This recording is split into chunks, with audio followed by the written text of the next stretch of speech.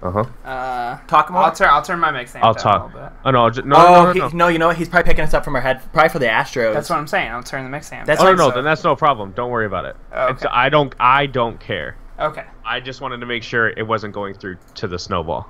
Damn, Kyle, it's so tough, like having to like when everything's right here, so I can like see Seth over here, and then have to look over here at the camera too. I know.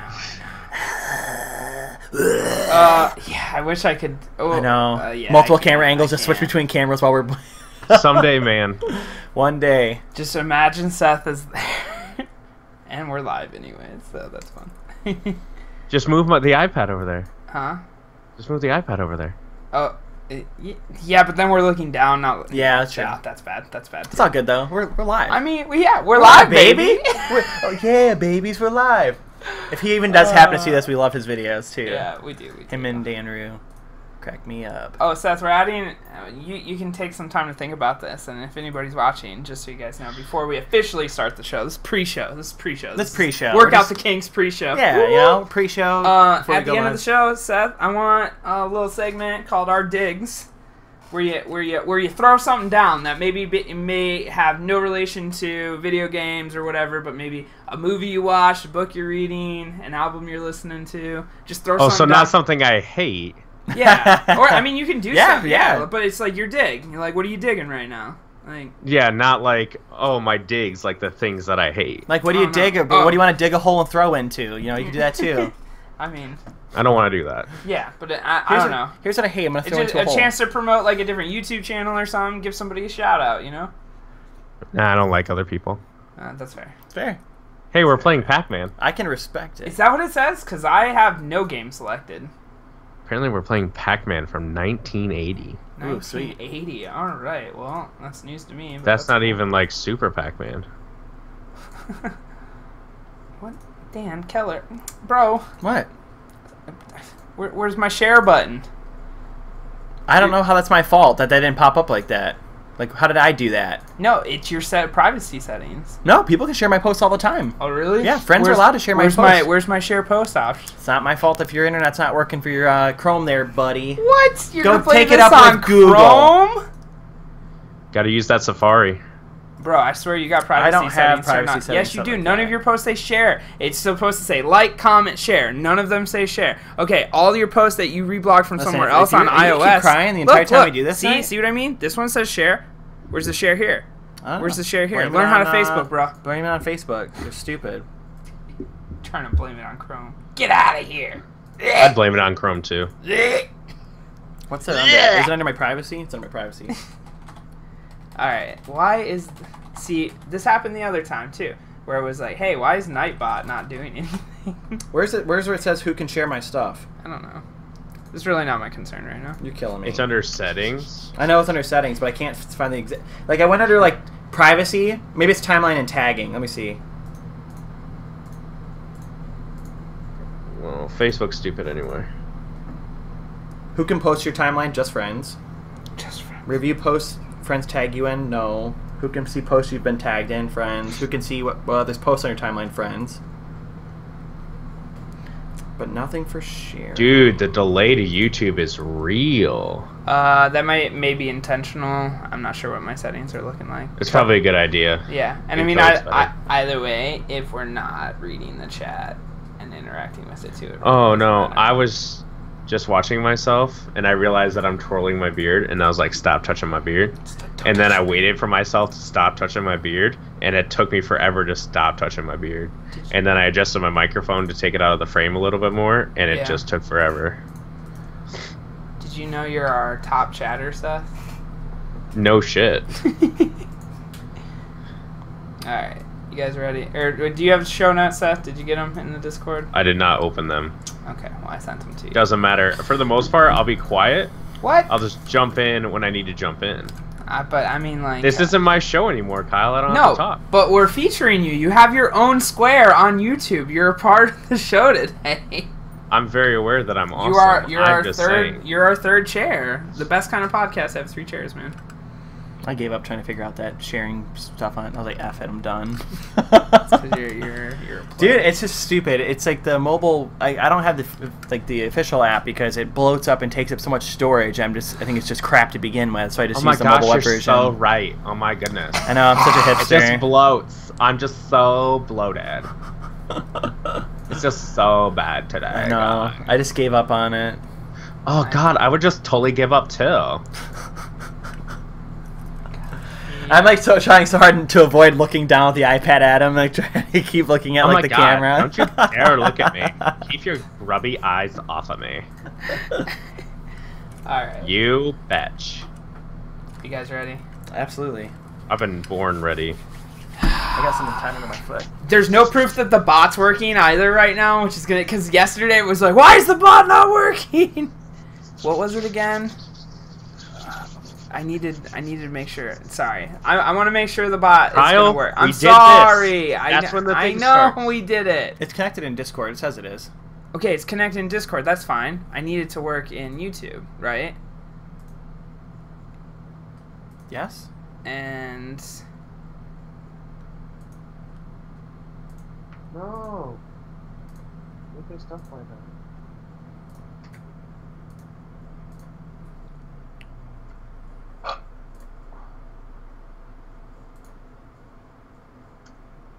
integrations. Did they like get rid of YouTube integrations I don't see it or here. something? Maybe. Because this is the chat log from YouTube. Dude, every the last time I see that Seth said that, your face breaks continuity. Oh, that was so funny. Because your face does break continuity. Here, let me check one thing.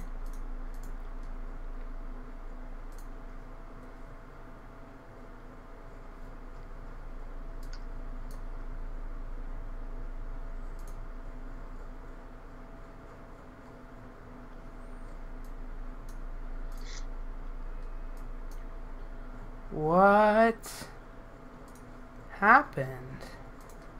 And in the naked light I saw 10,000 people, maybe more. People talking where the house. Watch us get the most views ever right now. What'd you say? Watch us get the most views in the world. People right Just remember like Seth singing. I thought that'd be so cool. What? People writing. We're gonna get content ID'd. Stop. Yeah, because I sound exactly like it. You do. Here. Stop. You're too good. Here. You're too good. Huh. With our homes wide open under the sunlight. Welcome to this place. I'll show you everything. Oh, I sound exactly like Scott Stapp. Exactly like him. Here. Yeah. She said, It like look. It acknowledges that these things will go to YouTube, right? Right. So I don't. right, totally. F it. We'll little swing it. We'll swing it. We'll just say it at some point. Like, hey, we're not ignoring We'll you. do it live. No, we can't F say it. We're 'cause- doing it live. Whatever. People should know by F now. it, If they we're don't doing it know. live. If they don't know, they don't know. Kyle, we're doing it live. All right. Fuck it. We'll do it live. Seth, all right, come on, because Dan doesn't understand. You're the only Oh, one. we're actually going now? Yes, we're going. Oh, okay.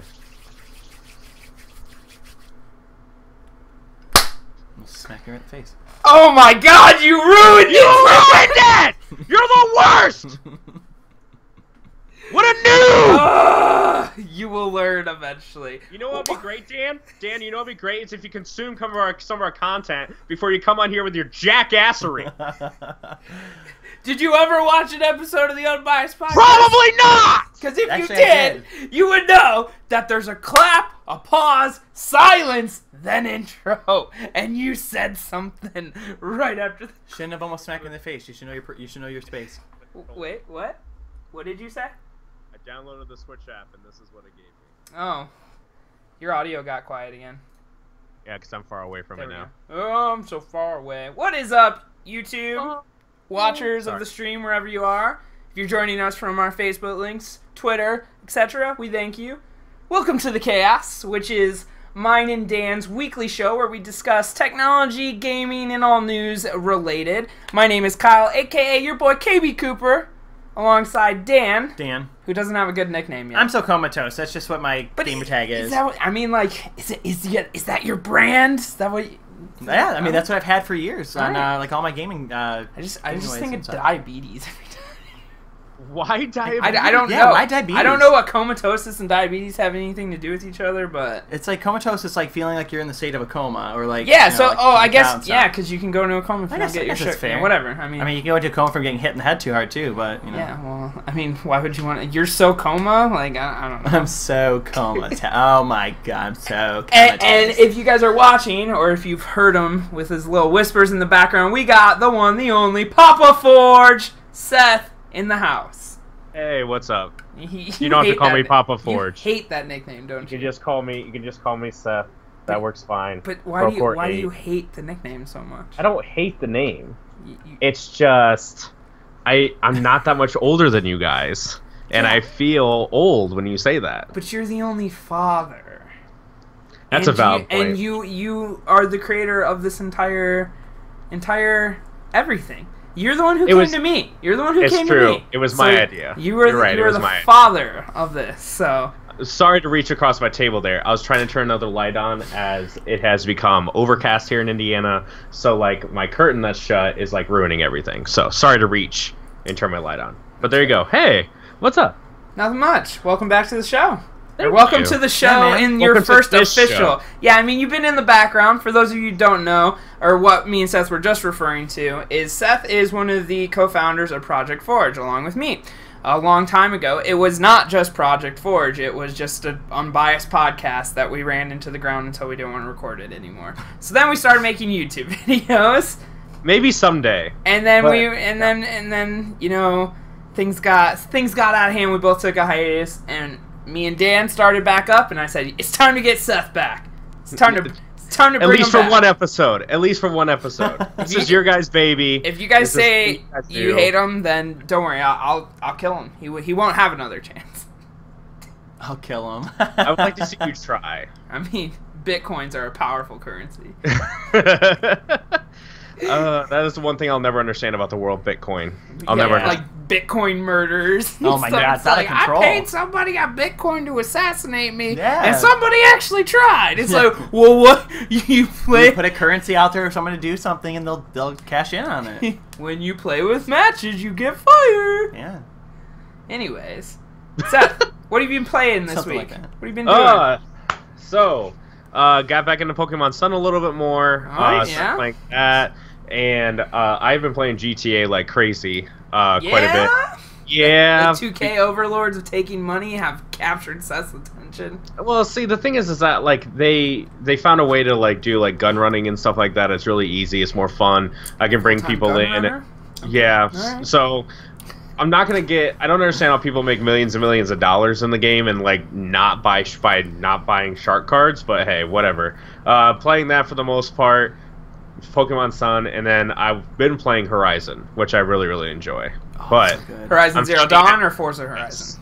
Yes. Right. I mean, it's worth clarifying with the Hot Wheels expansion. Oh, yes. That was expansion. Why wouldn't I have said Forza then? I don't know, because I used to call Horizon just Horizon. Like, when you and I would discuss games, and I said Horizon. Which one's the superior game? Well, no, that's not fair. That is apples to oranges, my friend. No, you're comparing. It begins. It's not chaos time. You can't get me this triggered. You're comparing a third-person open-world RPG to a racing game. You're asking me which one's better. There's no answer. Which one is better? There's no answer. There is an answer. No, you just don't want to give it. Just don't want to give it. Anyway, we will have a lot of discussions like this when we do our feature. You want to tell the people about our feature that we're going to do? Yeah, so outside of the show that we're recording weekly, me and Dan, as well as Seth, are going to go toe-to-toe and give some input and pick the not top 10, not top 5, we're going extreme, top 3 of each console generation from the PlayStation 1 and up. It's gonna be brutal. So the reason why we did that is not I can't speak for Seth, but at least for me and Dan, things before the PlayStation 1, it would be disingenuous for us to pick a game out of those eras, as we got to cherry pick the hits and not go through console ownership during those phases and go through some of the struggles of playing those bad games to find the good ones. So I don't want to give my input. I think it would be ill-advised and unauthentic. So disingenuous. Yeah, I totally agree. Just because like there's so many classics to choose from too, it almost would be fair to not exclude any that are like just as good as like other ones too. Not to mention, like, part of this, I would like to have to go back and play the game. Yeah. And see, like, or have, like, a part of this series be, like, going back and being like, does it stand the test of time? Does it live up to the nostalgia? You know, when we're making this decision. Yeah. And it's not, I don't, the answer is probably not. Yeah, answer's probably not, but it's a lot easier for us to play, like, original Xbox games with emulation and also play PlayStation 1 games through PlayStation Now, which we talked about a couple weeks ago. So it's like we can play around with that idea a little bit more in that area. But we're, for every console, including, we'll do some Game Boy. We'll get all those Nintendo Game Boys in there. We'll do a whole series picking the top 3 of each one. So that's something I'm really excited to get into, and there will be a lot of heated debates. Here we go, the Vita, yeah. We don't forget the Vita. Definitely can't forget the Vita. It doesn't get enough love. I feel like Sony didn't give it enough love. Like, they didn't, like... It gets love from its fans. Yeah, but it's not from its it could get some more love. It could get more love. The most popular video on Project Forge, by the way. Yeah, Seth has he has the most popular video on our entire channel for what we both agree is not a clear and concise review. It's not even our best video on the channel. Not even close. My hair was so messed up. I just got back from getting it. Like, I was like, just no so script, just talking, excited, awesome. just 11 rambling. minutes. 11 minutes talking about awesome. this thing. Perfect. But it's got like over 10K views. And then I eat a habanero pepper, and it's like, nah. The internet's had enough of those. 200 views. No, it's like 1,400. All right. Do you make a look? Let's not do this. Yeah, you can go look. You can go look and correct me. This is the point. This was the point. Before we started this podcast, I said, guys, I'm going to sit back and not talk that much. And you're like, oh, no, it's fine. Because it has been like 25 minutes, and we have not gotten to the first 16. It's 16. We're we can doing see it. It's 16. We're doing okay. We're still in our window. We're okay. So anyways, back to... Horizon. Sorry, yeah, Horizon, yeah. Fun. I'm having fun. I'm playing a lot of games. We're good. I know you've been playing Horizon. Yeah, it kind of actually got put back on the back burner for Persona 5 again. Oh my gosh, again? Yeah. You need to play more games. Christian just played through. She just beat it again on her second playthrough, so now she's on her third again. How many hours total is she my at? god, she's got to be over 300 hours now. Jeez.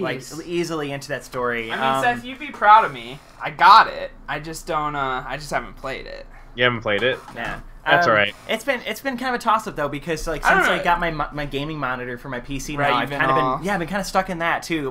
That's how he lost me. But I built my gaming PC. I would say, stopped playing games. I started playing Dark Souls 3 on my PC. That's what I started doing. Like the most. I guess I'm a glutton for punishment now, because I was just getting my ass handed to me, and I was like, I'll just keep doing it. Keep doing it until I take a break. So I swear, the next 50 Shades of Grey movie or whatever is just gonna be him being like, "You're gonna watch me play Dark Souls 3 for 2 hours." Yeah, and just be like, "Oh, so kinky." 2 hours would be just me getting my ass kicked by the same person over and over, probably. I mean, if you're into it. It's fun. I mean, it's good.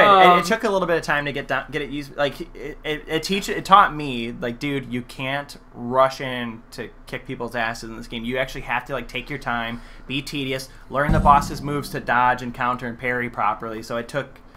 We get it. Yeah. It's a good game that's difficult. Yeah. I'm not gonna go that crazy. I don't think it's like insanely crazy like people hype it up, but it's definitely good. It's fun. Yeah. It can be fun. I'll give it to the people. It's a good game. I just don't want to play it. That's fair. So one big thing that I know you were playing, and we'll talk about later in the show, Destiny 2 beta. Yeah, definitely. So we'll definitely talk about that later. Did you play this at all yet, Seth? You did. I did. Okay, cool. So you and Dan will probably have to have that conversation. I have it downloaded. I'm gonna play it tonight and give kind of my own thoughts on it later in the week. But I'll let you guys kind of handle that discussion and then give just feedback of somebody who hasn't played it, some of the big disappointments going in as one of the biggest Destiny fans, and kind of what I would hope to see. So we'll definitely address that later in the show. We got some news about Nintendo's online app. a couple things from Telltale, as well as some game updates, and then Nintendo and some of their decisions in regards to like Pokemon Go and mini consoles. So sounds good to me. And then an interesting topic in the chaos that we may have to revisit or get. Or I know for a fact, if you guys have been disappointed at all in the last 2 weeks, I will be so heated during this conversation because I know Seth is going to poke my buttons. I see it in his face. For those of you who are not watching, the smirkiest grin on a handsome bearded man is I can't handle it. You should watch the video version. You know, just get ready. Just watch that on YouTube. It's worth it. It's worth the laughs. And for anyone who hasn't listened to our contact before, I love playing Devil's Advocate. It's so much more fun than anything else in the entire world. Playing Devil's Advocate and getting people riled up is fun. But it's not like internet troll level. It's just that I know how Kyle thinks, so it's not. So he's like 4 steps ahead of me. So he knows where he's going to get me triggered, and he knows where he's going to get his aha moment. I hate it. I'm going to get the aha moment. Let's get into what is on our radar this week for the chaos. So, the first story is that the Nintendo Switch online app is available. Seth downloaded it. What's going on? I downloaded it. Can't do shit with it. Because I don't have a Switch. Yeah, and ironically, too, on IGN's site, as of writing this article and to this point, they can't do anything either, though, because there's no service going on. Everything's down. So that's undergoing a server maintenance. Yeah, so the app is out. Kind of stealth released it, and well, you can't use it anyways. But can we talk about how this app is just like not? I just don't understand it, Seth. Well, this is what doesn't make sense to me at all, and this is something that hasn't made sense from the beginning. The fact that we're just gonna bring up this little tiny machine can voice chat with people on PlayStation 4 on its own. Alarm! Sorry. Alarm! Hey, Kyle. I was putting it on theater mode. Take your birth control. That's his birth control pill alarm. No. It's true. I seen it myself. In this scenario, Kyle has a vagina. So that being said, with beer, totally a good idea. It's a good chaser. I'll never get pregnant. Watch. Christ. Anyway, I don't understand how the PlayStation Vita, which comparatively graphics-wise is nowhere near as good as the Switch, but the fact is that you have the Switch, which has a headphone jack, which seems so simple to plug in and chat. Headphone jack. There you go. Like, I guess I can understand where you're like, hey, I want to voice chat with people like on the train. That's cool, but this should be a companion. Like, it should be something that you don't have to use, because now I'm using one headphone to listen to the chat, then the other one to play my Switch. This is just a completely stupid idea. It makes no sense whatsoever. You shouldn't need a fucking mix amp to play the Nintendo Switch and voice chat. I agree with you. I think, like, the only situation where I guess it's kind of justified is imagine the scenario where your Switch is docked at home. Do you want to run a cable all the way from your TV to your couch? No, then you put a simple headphone jack or something like that in one of the Joy-Cons. True. Yeah. No, don't get me wrong. I think that's hang great. on. Let me do this real quick. Hang on. Let me pull something. But real quick. Wait a minute. This controller that came out so long ago, and it has this little thing here. But it's called a headphone jack in the bottom. But wait Seth, a minute. We needed to remove the headphone jack because of bravery. Wait, even this one, I got it, and you plug it. Wow. Even an adapter. Wow. Wow. It's amazing how this shit came out 3 years ago and it's more advanced. But it's a brave decision, don't you think? Next week, Nintendo releases... Absolutely. It's bold. It's innovative. It's crazy. But here's the crazy. But okay, so we're obviously comparing to frickin' Apple here. But the fact is that I don't know what you're talking about. I can still plug this in. Because you're talking about it's bold. It's great. I mean, you connected those dots, not me. Of course I connected those dots. Anyway, so you plug it into the bottom here, and guess what? I can still use it, and I can hear everything because it's one jack. Yeah, that's true. It doesn't make any sense. I mean, so the fact it just makes no sense. Or okay, you just make a USB-C dongle out of the top part for the Pro Controller. That's not going to happen. They're going to be like, here's our new reiterated Pro Controller. Like, Reggie's going to come out on stage. People are going to lose their mind. Be like, here we go. No, because Sony does not cater to the public opinion. Or, I mean, sorry, Nintendo. You said it wrong, too. Nintendo does not cater towards the demands of the general public. If they did, we would have seen a much more innovation and a more direct at-home console. And a better console, or at least games that, like, they so Nintendo will always do their own thing, right? You gotta respect it, I guess I respect it, but this chat app is just like, what?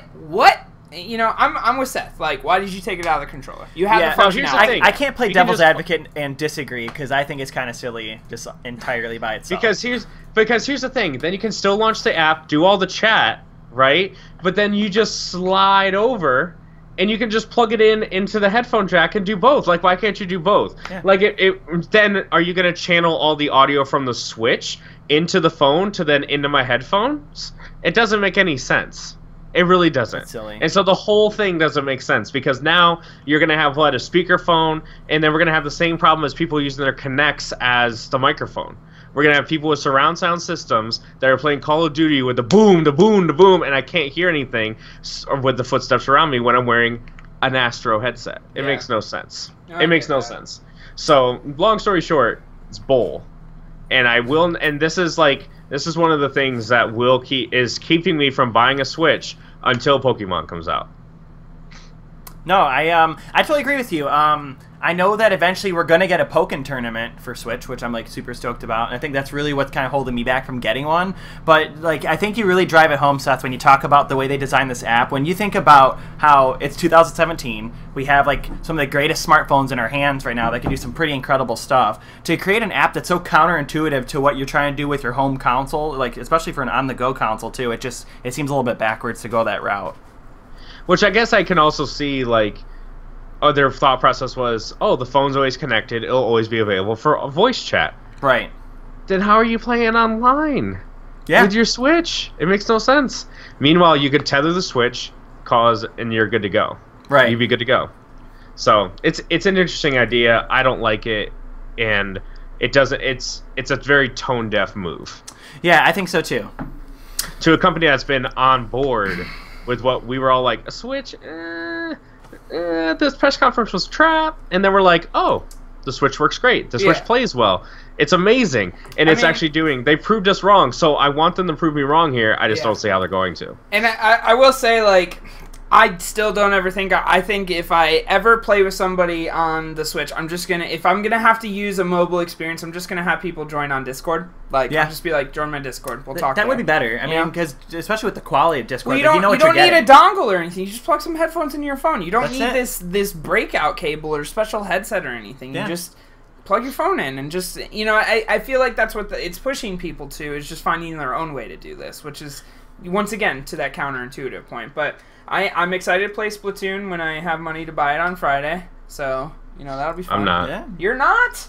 I'm not, because, again, it takes it away. It just takes away the fun away. Plus, I don't have a Switch, and I'm not going to get one until Pokemon. What do you mean? What does Splatoon do to take away the fun? Because now, like, Kyle, if I wanted to come play Splatoon 2 with you, if I have cash in the bank right now that I could walk over and buy a Switch and buy Splatoon, I'm not going to. Why?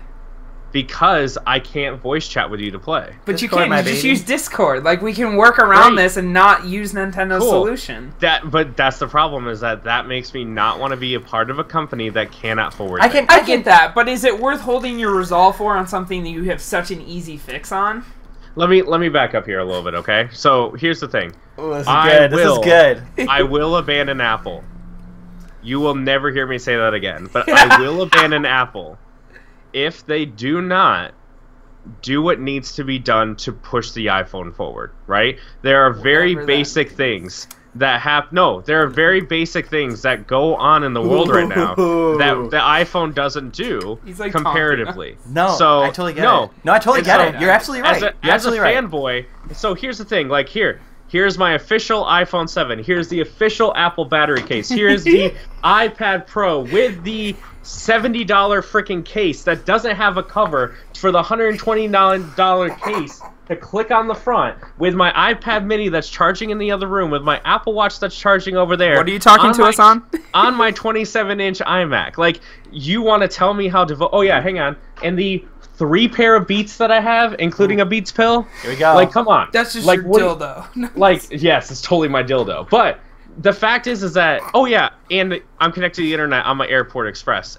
And the Airport Express. That I can't support. I mean, the Airport Express is behind me. That's the only thing you can't... Connected to... And I got the Airport Extreme and then the Airport Extreme downstairs. That's how I create my network. Yeah. The fact is, I am 100% on board with Apple. But the main thing that I use every day is this thing. Yeah. And the fact that it is, in my opinion, behind competitors right now is not good for the forward facing of the company. You take my headphone jack away, I'm totally cool with that. I will use your Bluetooth headphones that are amazing and that work very well, and you're lowering the price of them daily, which is, again, awesome.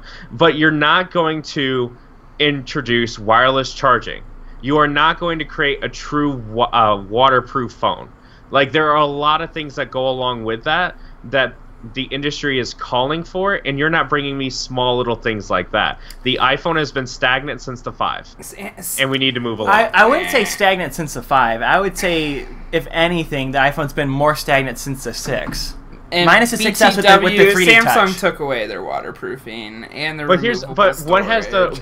what was so innovative from the 5S 5 to 5S? I mean, I would say Apple Pay. Well, from not the just that, 5S but to the you get Apple Pay, Touch ID is really good. Near field communication that Sony had in their phones 2 years before. Okay, NFC with encryption on a separate chip, like that level of security is not the same on other phones. Okay, great level of security that we don't see on a regular basis. Yes, but it's yeah.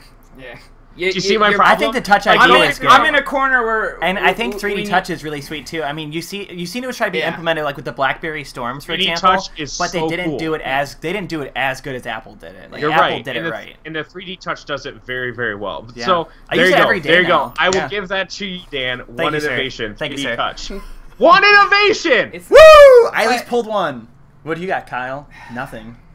That's I right. said Oh, wait, my thing. 2 He just cameras didn't in a accept it as phone. valid. It's not valid. So 2 cameras in a phone. Cool. Our AR Already kit done. technology. It's all OS though. It's Now, like it's now, OS. there you go. But the hardware needs to keep up. The hardware does And have so to keep here's up. the thing: Nintendo this can thing innovate is so all powerful. day. I don't know what y'all are talking about. No, I don't think he doesn't mean the hardware has to keep up in terms of power, just in terms of like what it can do. What consumer-facing benefits? Like let's be real here. Like once we get wireless charging, like that's something I've been waiting for since like the 6, because I'm like, hey, wireless charging, inductive charging, this would be cool. You know, we got a little bit of water resistance with the iPhone 7, but it's not where it needs to be with waterproofing entirely. But I think the big thing to note though is like wireless charging is not perfect on the other phones it's on. It works, but it's not fast or it's overcharging. There's issues with it. So I don't want wireless charging if it's going to create a plethora of issues on my phone.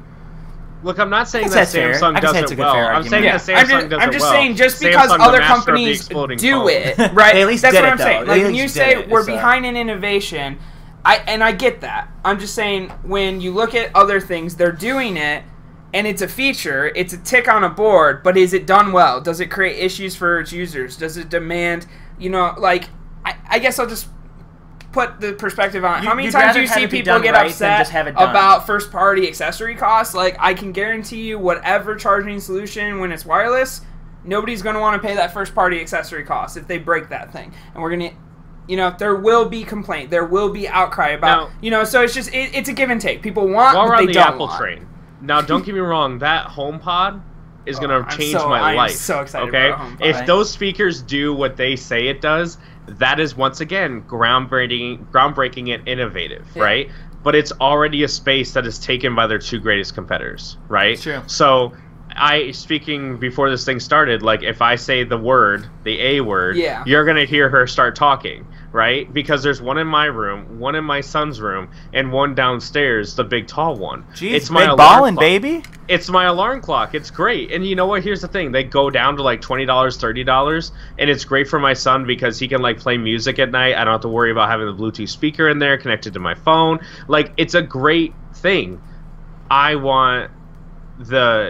Anyway, back to bringing it all back around. The Nintendo thing, if you have this great piece of hardware, you have to have the software to go along with it. Yeah. If Apple is almost flipped. where iOS 11 is beautiful. It is truly groundbreaking for a tablet. Let's look at it that way. Okay. The Control Center, like I know people just be like, it's just Control Center, but I'm like, no, you don't get it. Like, if people say, well, Surface does it, blah, blah, blah. A Surface is not a tablet. A Surface is a computer, okay? Yeah. Like, people want to... It's a computer that has a tablet interface. It is completely different. Apple has a tablet that has computer-like qualities. Now, are there things that I wish my iPad would do? Yes. Do I wish I was able to talk to you guys and stream direct from my tablet? Yes. But it's not something that's there yet. Right. I feel like if you flip it, Nintendo is the hardware without the software, and Apple is the software without the hardware. And at least right now. You can definitely argue that.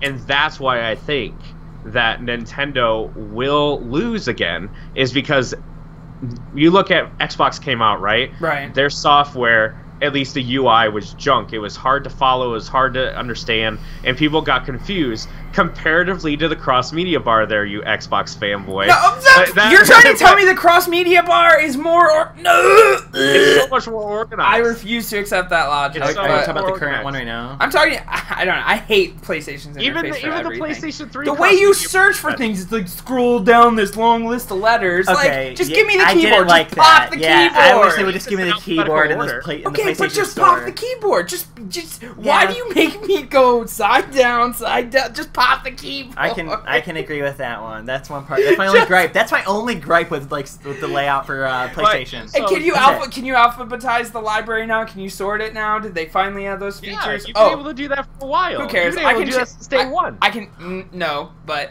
yes. Go back. Check it. Check it. Check the film, I'm gonna download firmware 1.0, brick my PS4 trying to revert it backward. Go on the YouTube. Check the film, bro. Check it. I got my bricked Xbox PS4. Was smart enough to come back and go, hey, I'm right, but I bricked my PS4. Hey, Connect doesn't work. Connect doesn't work. We're getting rid of it, no matter how much Seth likes it. That's okay, fine. It's gone. I like Connect too. I can agree with you. Yeah, Cortana ruined it. Cortana ruined it. Cortana ruined the Kinect. She controlled Kyle. She controlled my entire entertainment system. It was very simple for Xbox do this, Xbox do that. Now Cortana wants to constantly search the internet. Yes. She constantly wants to give me directions of shit. I don't even fucking use Cortana. I love my Cortana because I literally turned off half of her options. But there you go. But that's the point. Is that like now I gotta go get it because in order to turn the Xbox on now, I have to say, "Hey Cortana, Xbox on." Yeah, that sucks. It sucks. I could just say Xbox on. And now when I say, "Hey Cortana, volume up," it sits there and goes. Yeah, it takes forever. Keep in mind you have an OG Xbox. Do you have a 1S and it does the same thing? Oh, it does the same thing? Yeah, okay, that's fine. I have a 1S. It does the exact same thing with Cortana. I didn't know that. USB adapter to plug it in, great, because they obviously don't want it. But anyway, they said goodbye to the hardware. That's cool. So true. That's fine. They got rid of that hardware, but what they have done is they have moved on it, and their software is matching their hardware. Their UI right now is better than PlayStation's, faster than PlayStation's. Yeah. Much better than PlayStation's. All I did today was go and change my view status from like off to like visible in PlayStation, and it took 1 minute, which I know sounds silly. Also, it took a minute. How you turn controllers off on PlayStation is stupid too. Ooh, you can't just hold down the center button and turn off controller. You gotta hold it down, go off to devices, turn off Bluetooth. It's like, why? Because that's how it controls. You know that's what, though? Okay. The reason being is... That is not okay. Like, that is like 6 extra things. Because I have a quick menu that way. Your quick menu is one push. Yes. I think... My quick menu is... I get back to the home screen quick by pushing the button. I push the button once, opens up that window. Oh, no, I hold mine to open the side window. Okay, that's fine. What? But you still have to hold it, then go down the selection, select that, then select the controller, then select to turn the controller off. Why do you need to turn the controller off? Why don't you have auto off? Because when you're watching Netflix, you've selected your show. You don't need the controller to be on anymore. Or just let it auto off. Which wastes the already horrible PS4 controller battery life? No, that is precious. Get a fucking remote if you're just going to use that as a media center. If you're just going to use it, buy more money. You'll get a second job to pay for our media controller. It's $20. Go drive Uber for 3 hours. That's a whole hour of work for me. Shut up! I hate you. Hang on, let's get that. Get that. I'm just kidding. Oh, yeah. No, you're not. Yeah. Just a little bit. No. Anyway, it's more. No, it's... so, but anyway, they moved on. We can move on to the next topic. All I think you're right, and that's okay. That's fine. No, I could, okay, when we talk about, like, OSs, can we all just say, like, especially with consoles, that Microsoft really, with the Xbox, has it down? Like, yes. let's think of it. I thought they always did. Seth, I guess we're in a little disagreement on that. They've changed the entire OS, like, the entire, like, overhaul, twice? The original one, which was the tiles, like, Windows 8, and then the current one. I think it's unfair to say that they completely overhauled it twice, because they update it every single month. Well, I mean, like, visually, the actual visual overhaul. But they changed the visual stuff, too. They changed setting. I mean, they are constantly updating this. We're on Sony's like firmware update 5.0 is coming out soon. And it's the exact same look as when the PlayStation 4 launched. There's no innovation. They're not like they are adding features that should have been there day one. Because they got it right the first time. They didn't. But I fundamentally disagree with you. I fundamentally disagree with you on that. It's because they got it right the first time. I don't think... I think it's bloated. I think they got it right on the PS3. I'll give you that. They got it right on the PS3, and they ruined it. You ruined it on the PS4. Huh? You like the XMB? No, I liked the media bar in the PS3. Yeah, XMB, cross media bar. Okay, that's fine. But the one on PS4, they ruined it. The advertisements bog down the system. Chug. It always gives me suggested apps that I haven't downloaded. I don't want to see those. If I don't download it, don't show it to me. God, this thing is chugging. I don't know. Anyways, moving on, since we're like taking forever. God, it's going so 40 minutes slow. driving through our news. We'll make these next ones go through. Seth, we can wind down. I mean, we can cut a lot of it down and like just kind of shrink and capsize it to get to what we need to say. No, we're good.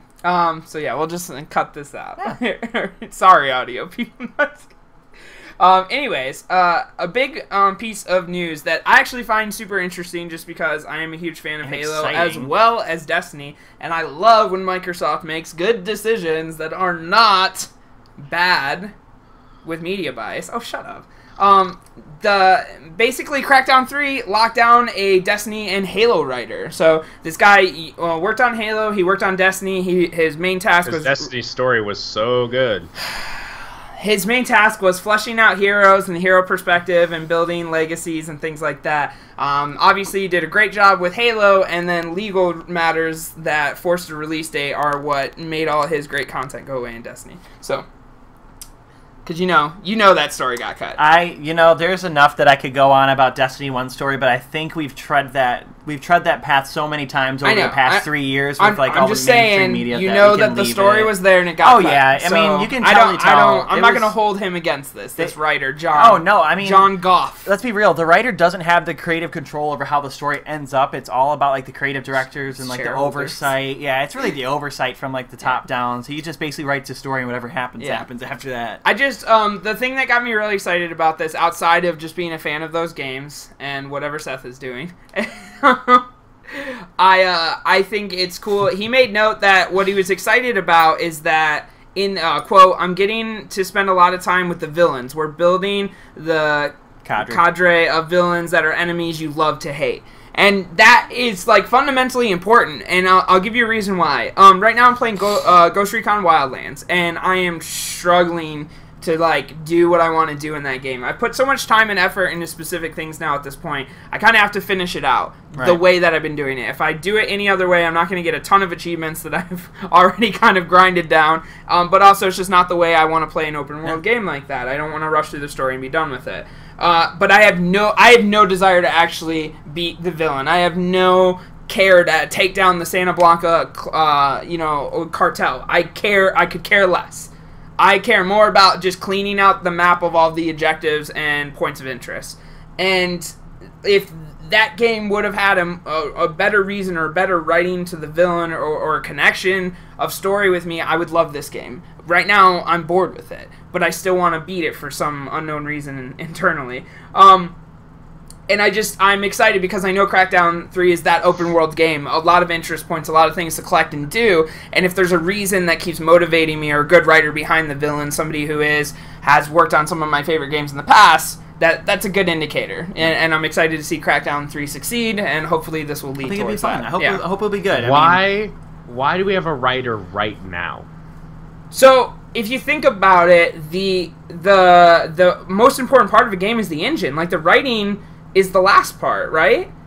building the world is pretty much the biggest part, and then you can. That's what I'm saying. Because like you can, or if maybe he's writing for DLC, you know, or something that they're gonna update later. Like, who knows? I haven't seen any season pass stuff for Crackdown 3. So maybe they're running the original trend like with Gears of War and Halo, where there's no DLC. How long has he been working for it? Because this is just saying joined, but it says that he reflects on his perspective writing Crackdown 3, so that means he must have already done it. Yeah. Maybe we're just finding out that he left. He worked on Halo and Destiny, and he's the Crackdown writer. Because what I'm understanding from the article is that let's take a look at the original. Yeah. 16. He's a 16-year video game and comic book veteran, lending his talent to Microsoft. Yeah, so he worked on 343 Industries Halo as well as Bungie's Destiny. So it seems like he's not working for Bungie specifically, but he's been writing as a third party for a couple different games. But still, 16 years in the industry, comic book industry, that's very relevant to Crackdown's theme. Very relevant. And to work on such high-level games, it's not a big piece of news. I just think it's important to pay attention to who's making your games and how they're doing it, because when you see these names pop up in other places, it gives more validation in a way. Like, I know if Neil Druckmann is working on a game, I know if, why am I blanking on that? I know, jeez. Amy Hennig? Amy Hennig. Like, there are names in the industry really where when they are said, I know that I will enjoy the game, or I know I will at least respect the attempt that game makes to exist. Yeah. And it just, I think it's important to call these people out. A lot of games that you hear about, like, who gets behind the hood of, like, or gets behind the wheel of, like, who's, like, writing or helping to direct it. Like, if they're big names that you're familiar with, like, from, like, good hits, like, with Amy Drenning was, if I'm correct, she worked with Naughty Dog for, like, The Last of Us, didn't she? Or, yeah, Amy Hennig, yeah, so, she was writing the Uncharted. Yeah, and just seeing, like, that, like, knowing that those type of games that she works on, like, when you have someone with that type of caliber tied to a project, like, you know it's going to be a good project for, like, whatever comes down the pipeline next. Yeah. At least you hope so. Yeah. One thing I'm really excited about is a huge Gears of War fan. This is coming out of Comic-Con today. Is that, or actually yesterday, but Comic-Con, Gears of War has now a comic book series coming. So we'll see it in 2018, but the Coalition did announce that a series of comic books will be coming out next year. I am a huge fan of all the Dark Horse and Marvel comics that they did with Halo. Yes. So I love when Microsoft does step out of the normal media. You know, they've done like the TV shows with Halo Nightfall. You know, I like when they do this stuff. Like Mass Effect, when it was like an exclusive with Microsoft, they were publishing books for that. Yeah, Halo has a couple books. A lot of people don't remember that. Yeah, a lot of games that Microsoft has done or worked with has like this extra layer. Like Fable has a lot of books. Gets really pushed like by Microsoft. Yeah, so it's really cool to see them investing more, and these stories often do connect to the main lines in really great ways that just build that character resignation. Heck, they had tons of comics out back in what was it 2012 when they launched Gears of War 3 or there was a lot. Maybe not 2012, maybe it was sooner, maybe it was earlier than that. Well, and if you think about how they had some good stuff though. Gory like Gears gets like in a comic style, like Sim City almost in a way. I'm really excited for that. So yeah, I can't wait. I'm definitely gonna look forward to it. Yeah. Moving on, I know we actually touched on this just a second ago when we were talking about, like, does Crackdown have DLC? Maybe is that what he's writing on? Gotta throw some respect over to Bethesda when it comes to Doom. In their update 6.66 update, they scrapped the Season Pass completely. And they were like, hey, everybody, you now get all the DLC, all the maps. Sorry if I scared you there. I had me heart attack. The friggin' video autoplayed. Everything that we've released as far as multiplayer for Doom, you're now getting for free. So I guess one question I have to that is, do you think this is a good thing, Seth, or do you think this is a burn to the people who bought the Season Pass? Well, it's a burden to people who bought the Season Pass because, like, they lost out on content that they thought they were getting. Like, they also got to play the game paying. First. That's fine. That's completely understandable. But also at the same time, did they know that they were buying that to play the game first, or did they know that they were buying that to get the content? So you have to look at this a couple of ways. Number one, I would have refunded those people as much as possible, or get them something in the game, because you're taking away something that they had. How pissed would you be if Halo said, "Hey man, we're gonna give you this Season Pass, pay $40 up front, it's all together. Oh, it's all gone. We're just giving it to everybody. You still have it. We're just giving it to everybody now." That happens all the time, though. I don't like it. Because the fact is, because it's one season. Like, they did with Borderlands 2, where it's like, this is a season pass. This is one season. That's it. And then they came up with more shit after. My favorite game of all time is Borderlands 2. You know that. That burned me. Like, really, really burned me and made it so that I don't want to buy season passes because, yeah, you gave me content, but you didn't... Season passes at that time where every single DLC that we put out, you get, bro. And it's not that way. Now it truly is a season, a season, a season. Which, if you want to explain that, that's fine. But instead, do it the Blizzard way and just be like, hey, something new coming out, $14.99. Hey, something new coming out, $12.99. I think that, yeah, I agree. I think that's a better route because, and he's got a good point. I mean, the way you could look at it is... I mean, the game's out for a year and a half. I know, but like, if that's the case, if you want to release a DLC for free, then you should sell a version of Doom, which is like the Game of the Year edition, or the Ultimate edition, or the or just make the DLC free. Hell edition, where all the DLC is included. I would be more upset if they released the game again at $60 with all the DLC I'm not saying included. they release at $60 because they're not selling it for $60. I would sell it for 40 Why? bucks, Because 40, it's the 50 exact bucks a pop. same. You're cashing in on the same game twice, and all you did was include DLC. Yeah, but now people are paying for the DLC instead of getting it for free. Or you can keep your game at your $30 $30 price point, but then add value to it. Yeah. Now there's a 2-year-old game. Yeah. It's not 2-year-old DLC. But I guess, but I'm just saying, if your game is valued at $30 right now and you can just add value to it for free, because you're noticing, because most of all the Doom DLC was either multiplayer based, or mods or snap map stuff, like learn to create. So this is if anything supporting the ecosystem of Doom specifically. Maybe they see a drop in the player base, like it doesn't matter anymore. Like if this is free or not, nobody's buying the DLC because people don't see the value in it. If nobody's gonna buy your DLC anymore, anyways, then just make it free. Then they could have found a better way to say it. I guess. I think they did it pretty good. I think they made it, it was funny, it was punny in the way that they did it. And I think, if anything, it just... Because they also, as a part of this, added a bunch of stuff to the game, though. They did a multiplayer progression system. So, basically, it's not the way it used to be. And this, as in, you would go into it and everybody starts from scratch, but the people who've been playing have all these nice weapons and armor and things. It's more of a level playing field, which encourages more people to flood in. Like, I guess a more fair comparison is like when games that aren't free to play go to free to play, who are you supposed to get upset with? The people who made that game? When Evolve went free... Well, okay, so here's the thing. No, but like think about Evolve. When it went free to play, it was one of those things where it was like, man, you know what? This game has been out for 4 years. Okay, like, I get it. Like, that's a different comparison. Meanwhile, you have... what's the Borderlands one? That sucks. Battleborn. Battleborn, yeah. Oh, yeah. So Battleborn comes out, literally no one sells anything, no one does anything with it, like no one buys a copy. It's sitting on like pre-owned shelves, sitting there for like $2. It's a $2 game. The only people who should feel burnt on that are the 4 people who bought it at $60. Yeah, like, you know what I mean? So that's the people. only thing. Meanwhile, there are people who bought Doom, who love Doom. Doom is a name that people adore, and they have contributed content to Doom and paid through the nose for it. Now, am I gonna? It was a $20 season pass. Am I gonna sit here? No, that's fine. But here's the thing: that's $20 that could go towards something else. I get, but is That's why I just don't buy season not passes. the risk with season passes, though? That's a risk that shouldn't exist. Because, and you've told me this before too. You said, well, you're paying to have it early. Like you've said, this is as an early adopter, I take that on. I take that burden on, especially of the game.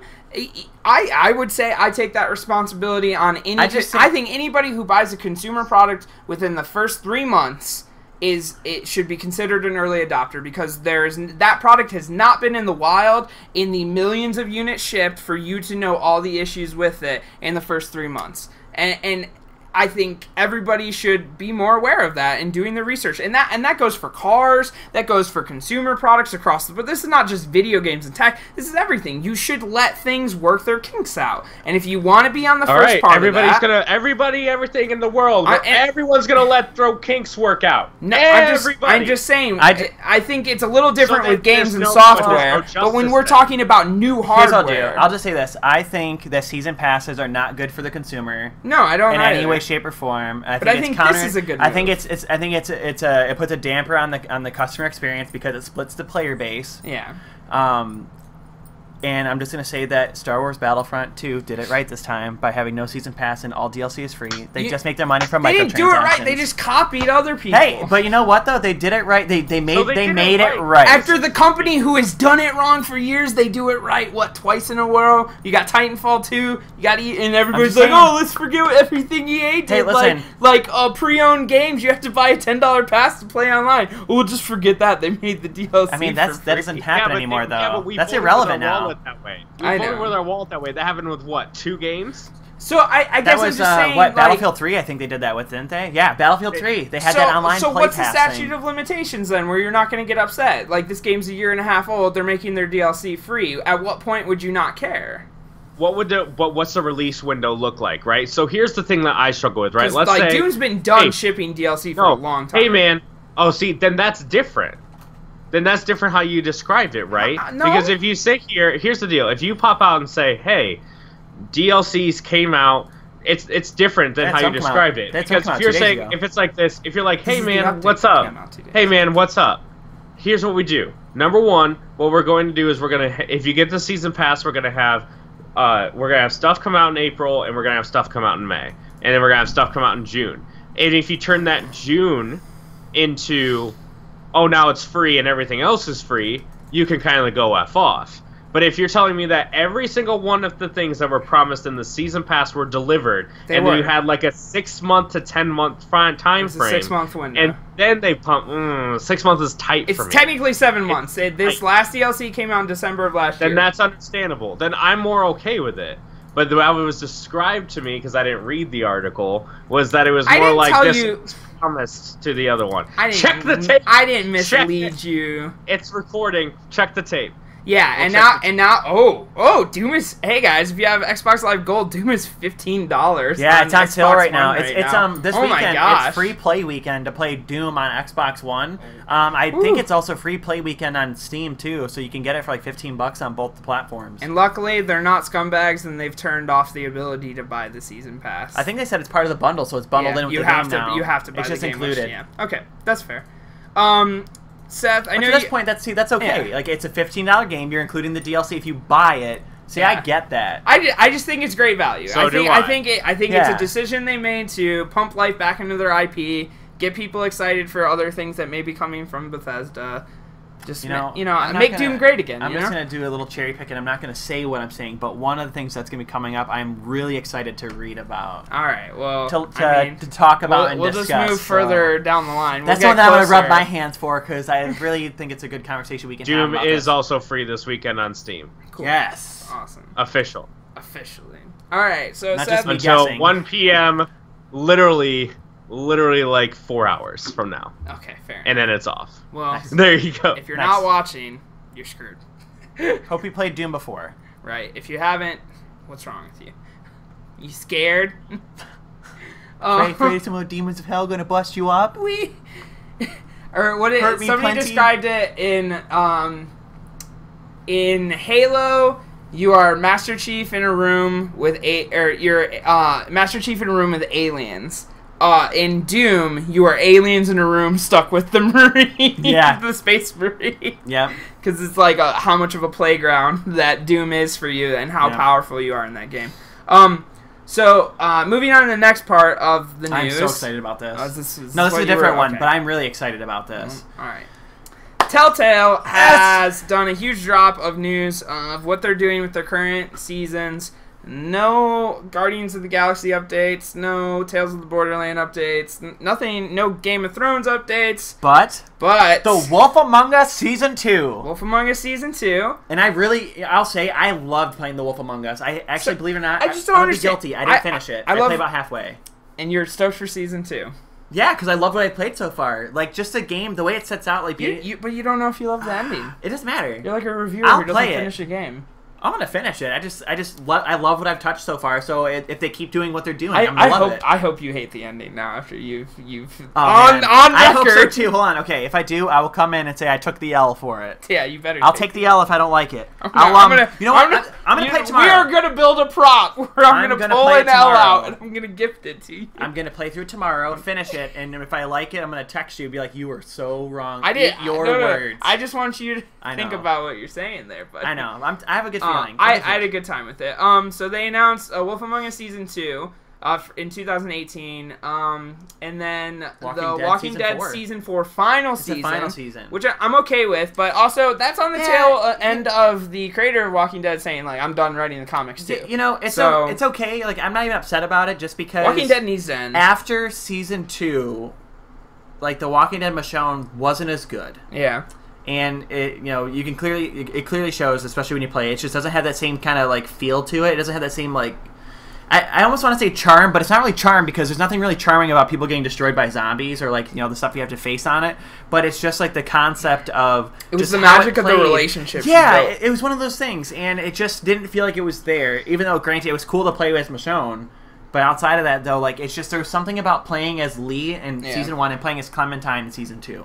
Well, like, I think my big thing with it, too, for the most part, is the reason why I loved the original Season 1 and 2 were that nobody, like, there was cameos, but it was like you're not playing as anybody from the show. Exactly. And I like that because I don't like the show. I will be the first to say, and I'll probably get a lot of slack for this, I don't like Walking Dead. I don't think it's an entertaining show. I don't think it's creative.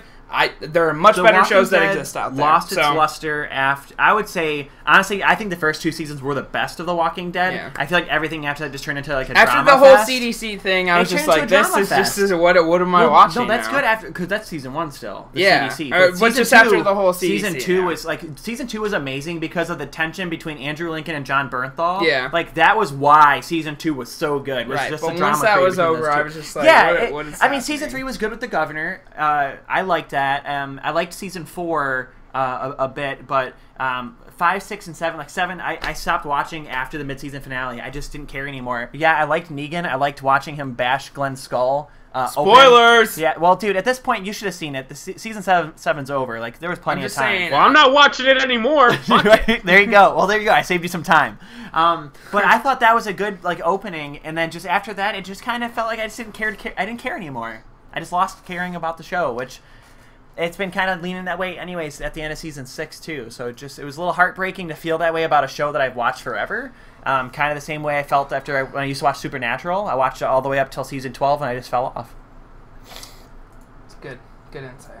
It just breaks my heart, man. And then Batman Season 2. I have not played the Batman one yet. I've heard good things about it. I just haven't touched it. You have it on disc?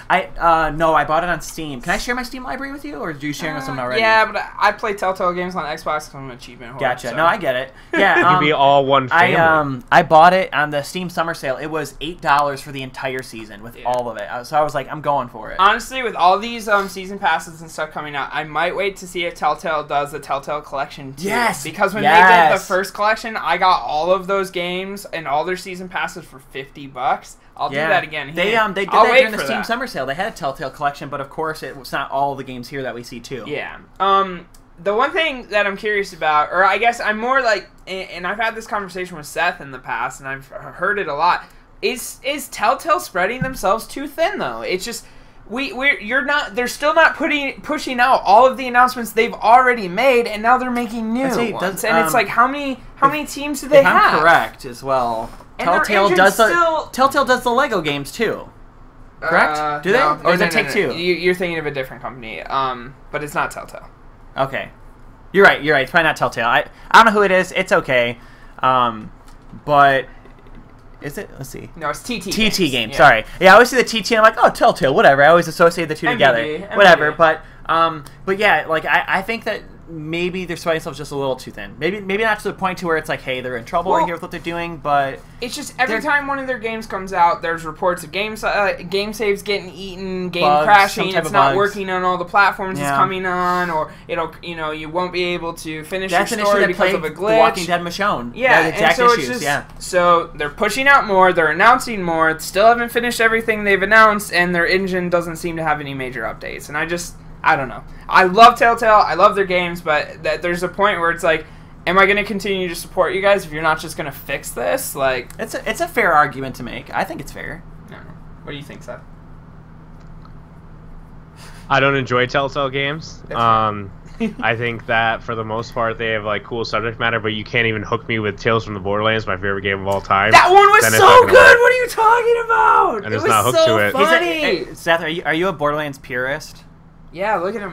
He's got a. I mean, if you are, I don't say that in a bad way. Like those of you who are watching, I just like the only reason why I'm asking is because I can understand like if like for how you like the original series, like that could make sense why maybe you weren't so huge on it. No, not at all. It's just more along the lines of like. Let's fall out, buddy. I know, but I want to put it on. Do it anyway because I haven't touched it in a while. I want to see this in action. Do it. That's what she said.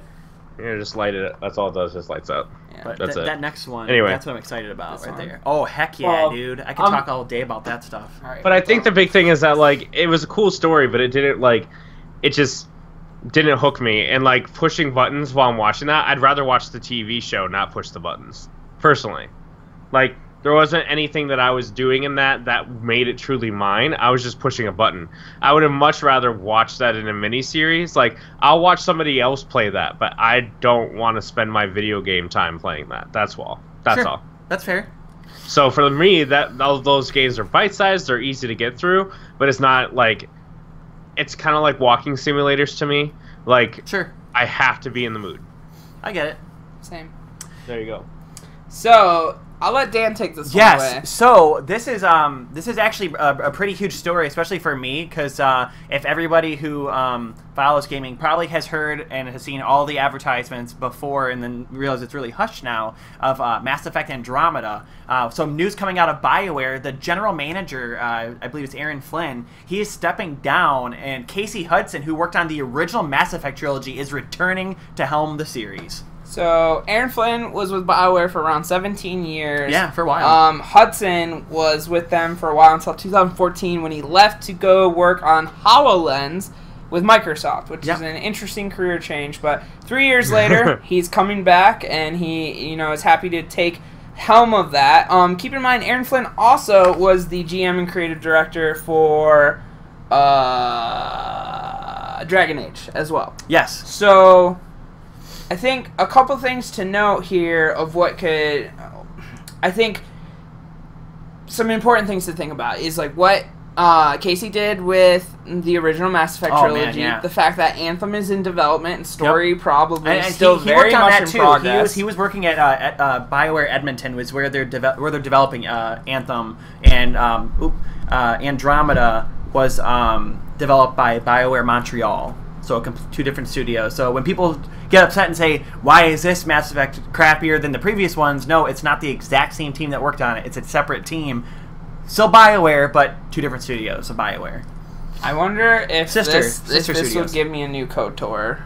Like, I hope so. I've been waiting for EA Knights of the Old Republic. EA has the rights to the Star Wars games. And some people argued that with BioWare, because BioWare worked on Star Wars The Old Republic, the MMO. Yeah. So some people argued that's our KOTOR 3, but I don't think that's good enough for me. I want a true Knights of the Old Republic experience. But I think the big issue with this is like the canon rules that Disney has put in front, that everything needs to connect to the canon. I don't see how it couldn't work, considering that EA owns the rights to it. Considering the Jedis are supposedly all gone. Well, I mean, but the thing is that Knights of the Old Republic takes place prior to where we're at right now in Star Wars. Yeah, that's true, but can we have story... I guess it's interesting how would they work that story into the existing canon, because we know they're willing to go backwards. It could take place after Knights of the Old Republic. Which, by the way, Rogue One on Netflix now. Oh, nice! Yeah, I didn't know that. It is. I saw it the other day, and I was like, I said no way, and I was like, Disney and Netflix have a thing, so that's why they're able to do it. Yeah, they do. But when it came to what were you just saying? We were talking about Knights of the Republic, and you were saying. Could we see another one? Because we could, because Knights of the Republic, you could make it run right after the second game, or at least a couple of years after. It doesn't even have to be even close to where we're at, because the Old Republic is like almost 1,000 years before the Skywalker saga takes place. So you could easily put something in that time frame. What do you know about Star Wars? No, I'm just kidding. I know enough. We'll just put it like that. Are you? What's on your shirt? What are those dumb robots on your shirt? Dude, my shirt is from Smuggler's Bounty. And it is one of the coolest Star Wars shirts I have ever seen. And Seth probably can't see it. So lean over just a I little saw bit. it already. It's okay. Yeah, it's sweet. He said it's okay. Yeah, whatever. It's awesome. It's the first time I've seen like a Star Wars shirt that incorporates something from like The Force Awakens in in an awesome, impactful way. Yeah. Especially with The Last Jedi coming out this fall. Yeah. Technically this winter. I am going on media blackout about that. I know. I will. I will not be too. Looking at anything. Yeah, I'm done. I've only looked at the posters. I don't want to watch any more trailers because I feel like I've seen everything I need to see. Like. Too much stuff gets leaked. Like, action figures come out, stuff gets leaked. You find out stuff you don't want to know. That's why I want to stay away. Like, Leave me alone. I took the day before and the day of the movie off so I can watch the pre-release one, and then the day it releases, so I have all that time to watch Star Wars. So I got all that time off, so that way I'll be on media blackout for a good 24 to 48 hours prior to watching The Last Jedi. You know what I won't be on media blackout for? The release of the Nintendo mini consoles ever again. Great transition. No, that's good. That's really cool. But like, okay, so I'm gonna give some context. I have not had a podcast where I can talk about GameStop since I don't work at GameStop anymore. But I did, and I will tell you. You know what GameStop hell is? It's not you calling to see if we have Battletoads. It's not you calling for us to check over the phone your trade-in value, and when we asked you if you could use a computer, you said you didn't want to, but you Googled our number, so you obviously know how to use the internet. But that's fine. That's not our hell. And it's not when you bring in your Wii and all your games that your kids scratched up and are wondering why I'm only giving you $60 for it when everything's broken. That's not my own personal hell. That just comes with the territory. My own personal hell is the phone ringing every 30 seconds. Hey, you guys have any Nintendo NES Classics? No. You gonna get any? No, we don't know. There are none in stock anywhere. Okay. Well, when you guys get shipment today? We don't. My friend works at UPS. He said you guys get shipment later this afternoon. Everybody's friend works at UPS. Yeah, I was like, I can't comment on that. You just said you don't get a shipment, so you get a shipment or not?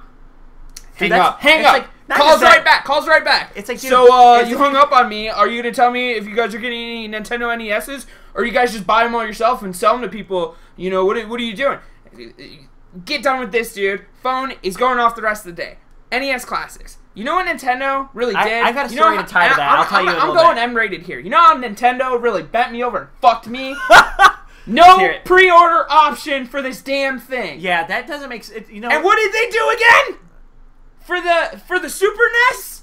No pre-order. Yeah. And then they're gonna announce. They're gonna announce. Pre-orders. Oh, they do now? They have pre-orders. They've learned. Okay, it's okay, buddy. It's okay. It's okay. Hey, I was about to say. It's okay. Hey, hey, can you get him a beer? Just breathe, my baby. Can you get him a beer? Just get him a beer. Take a drink. Take a drink. Take a drink. I'm out of beer. Just breathe, my baby. All right. Sorry, that's when he gets really mad when he's out of beard. That could have been the chaos right there. Yeah. But so, anyways, I know what it's like. So, okay, fine. They rectified it. They allowed pre-orders this time around. But weeks ago there was no such thing as pre-order. You don't have to go into GameStop hell anymore. It's over. That's fine. You're free from that. I'm triggered. Blur the screen. But a couple weeks ago there was no pre-order plans for this in place at all whatsoever. So you know what there is now? True. You know what there is now? Pre-orders, because feedback. Yeah, because GameStop is probably like, look, we're gonna lose half our workforce again. We already lost half of it to the Kotaku article. We cannot go through another holiday season with no pre-orders for this thing. Damn. But then they haven't even launched this. They haven't given us a promise of good supply or how many pre-orders there's going to be, and now they're already announcing the next one. And it's just like, damn it, Nintendo. They're not announcing the next one. Yes, they are. They patented it. Why would they? Why they would patent it? Well, why would they patent in fairness, it? Apple patents a lot of stuff that they don't. Nintendo doesn't. Right. Good job. Good job, Dan. Every company patents stuff that they don't come out with. But Nintendo doesn't. Okay, but here's the problem, Kyle. You want them to get upset. You want to be upset and you want to be mad about this. The fact is that everybody's voting with their wallet. Everybody wants a SNES. The SNES and the mini NES patents were filed on the exact same day in the following years. I would just build a Raspberry Pi and have access to every game that's on both. That's illegal. Emulation is illegal. We cannot support action. Oh, you want to be mad about it and everything like that. Make the software readily available, and I would pay for it in a heartbeat. Right, take the position of the fact that we're getting something like a Nintendo 64 that for me was one of my favorite consoles growing up. No. Like that's where my nostalgia starts. You're living through this from the point. Didn't we talk about this with Astro headsets at one point? What, where you're bubble? thinking of it from you're thinking of it from a bubble. No, because the people who wanted this the most did not exist in my bubble. Baby, this isn't they even didn't. the chaos. No, this I isn't know. even the chaos But I'm topic. saying the grandparents, the mom and the dad, the people who never go to GameStop, they were not the people that I consider in my bubble. And they go, is there a way to order it? No. Is there a way to reserve one? No. They burnt those people so They bad. did. They really did burn so those people. bad. Yeah. And those people are not the people in the bubble. They're not. Yeah, but how much do you think those people still care now? Well, now their kids gonna be screaming about the Super NES. Now they're really gonna want that. People were That's so fair, mad. but that's No, what. So, do you want to know why I'm not pre-ordering a Super NES? Well, why? Or just a SNES? Because Super Nintendo SNES should send it? just because Nintendo has this amazing handheld out already, and the technology to put a virtual console on it, and they refuse to do so. Kyle, can you tell me how you really feel today? I just did. I think I just Hey did. Dan, can you give Kyle a hug? I think he needs it. I'll give him a little pat. It's okay, little buddy. You'll be It's okay. little buddy. Anyway, no. So here's the thing. So the nostalgia thing, the look at it, and that's just it. Everybody is like It's a nostalgia cashing thing. in on nostalgia. That's yes, exactly what it is. That's exactly what it 100%. is. So you can So sit overrated. here and you can complain about it all the time, but it's what people are doing. It's what they're going to have. Like people are going to vote with their wallet. If you don't want it, then don't do it. Don't get one. But everyone's going to have it. That's what it's going to be. It's just something we got to get over, man. I'm sorry. I'm more excited for this Atari console than I am this. I'm just glad they're bringing Super Castlevania to the SNES. Yeah, that's true. That's sweet. That's gonna be good. That must have been some sort of like rights thing that I just want to know who is in the contract room on that bad boy. Yeah. Well, Super let's look at it this way. Castlevania. Like, for me personally, I think that Nintendo 64 will sell perfectly well. I think it'll be fine. But also at the same time, like, I'm not jumping out and getting one of these SNESs because I think that stock is going to be better on it. Now, I have no problem being wrong on that, but I don't think Nintendo's going to burn as bad. And I think I'll be able to walk in and buy one of these at one point. Now, I don't think... No, here's the thing. Am I going to be able to walk into GameStop and get one? No. Am I going to be able to walk into Best Buy and get one? No. But will I walk into Meijer, Walmart... I don't know. Walmart's actually getting pretty bad about being able to find stock on that too. But Meijer might be a better shot though here, like in the Northwest. I think if last year set precedent at all, and Nintendo's notoriously bad stock of things throughout all of history, I think you're crazy to think you will just be able to walk into a store and buy one.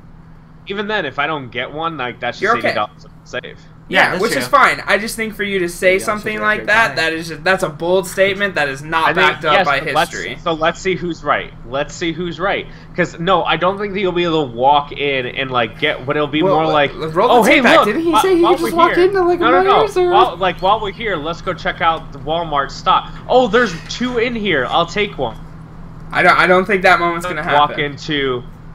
I don't think that you'll be able to walk into GameStop and be like, hey, you just don't happen to have an SNES? No, the first 5 went out the door at 8 a.m. this morning. Yeah. You know what I mean? I feel like people at a 24-hour Walmart and Meijer's will have people lined up. Let's do all this. the time, I am the too. witness to this. Yeah. You both have your stance on it. We'll Blimpy see who is Burger. right when it launches. We'll see. Blimpy Burger. Good job, Dan. I appreciate Yeah, you. because that way, because we can like, because with the case set, so like, were you able to? Okay, you were able to go and you found them. Like, take a picture if you found them. That way we can. I cannot wait to do that. I This can't is cool. wait. I'm going to. I won't forget this. And here's the best part. I live in Fort Wayne, Indiana. No one gives a shit about that shit. Literally, It's I'm gonna have to great. camp out. You're gonna have to. I'm gonna become an at-home specialist and just. That's the best part is that man. living in Indiana, like here in Indiana, like people care about that stuff, but they don't. So like when people like the resale value on Max and stuff down here is $200, $300 still left. do eBay sales in Indiana. That'll just be camped You know, out. all I care about is this. This is really the only thing that matters because you brought up about them suggesting like an N64 classic, like mini edition or whatever. Yeah. All that matters is Superman 64 going to be on it? Oh God! Of course it will. Classic. No, I want Classic Pokemon game. Snap with my Switch. Pokemon Snap was the jam. Pokemon dude. Snap with the Switch would be so Pokemon fun. Snap was the So jam. I have 2 carts of Pokemon Snap. Well, as Kyle knows, I don't know about you, Dan, but like I did not own a Nintendo 64. The first console that I owned was a PlayStation 2. Okay. And it was only because my parents bought one Video games because are my by the brother. devil.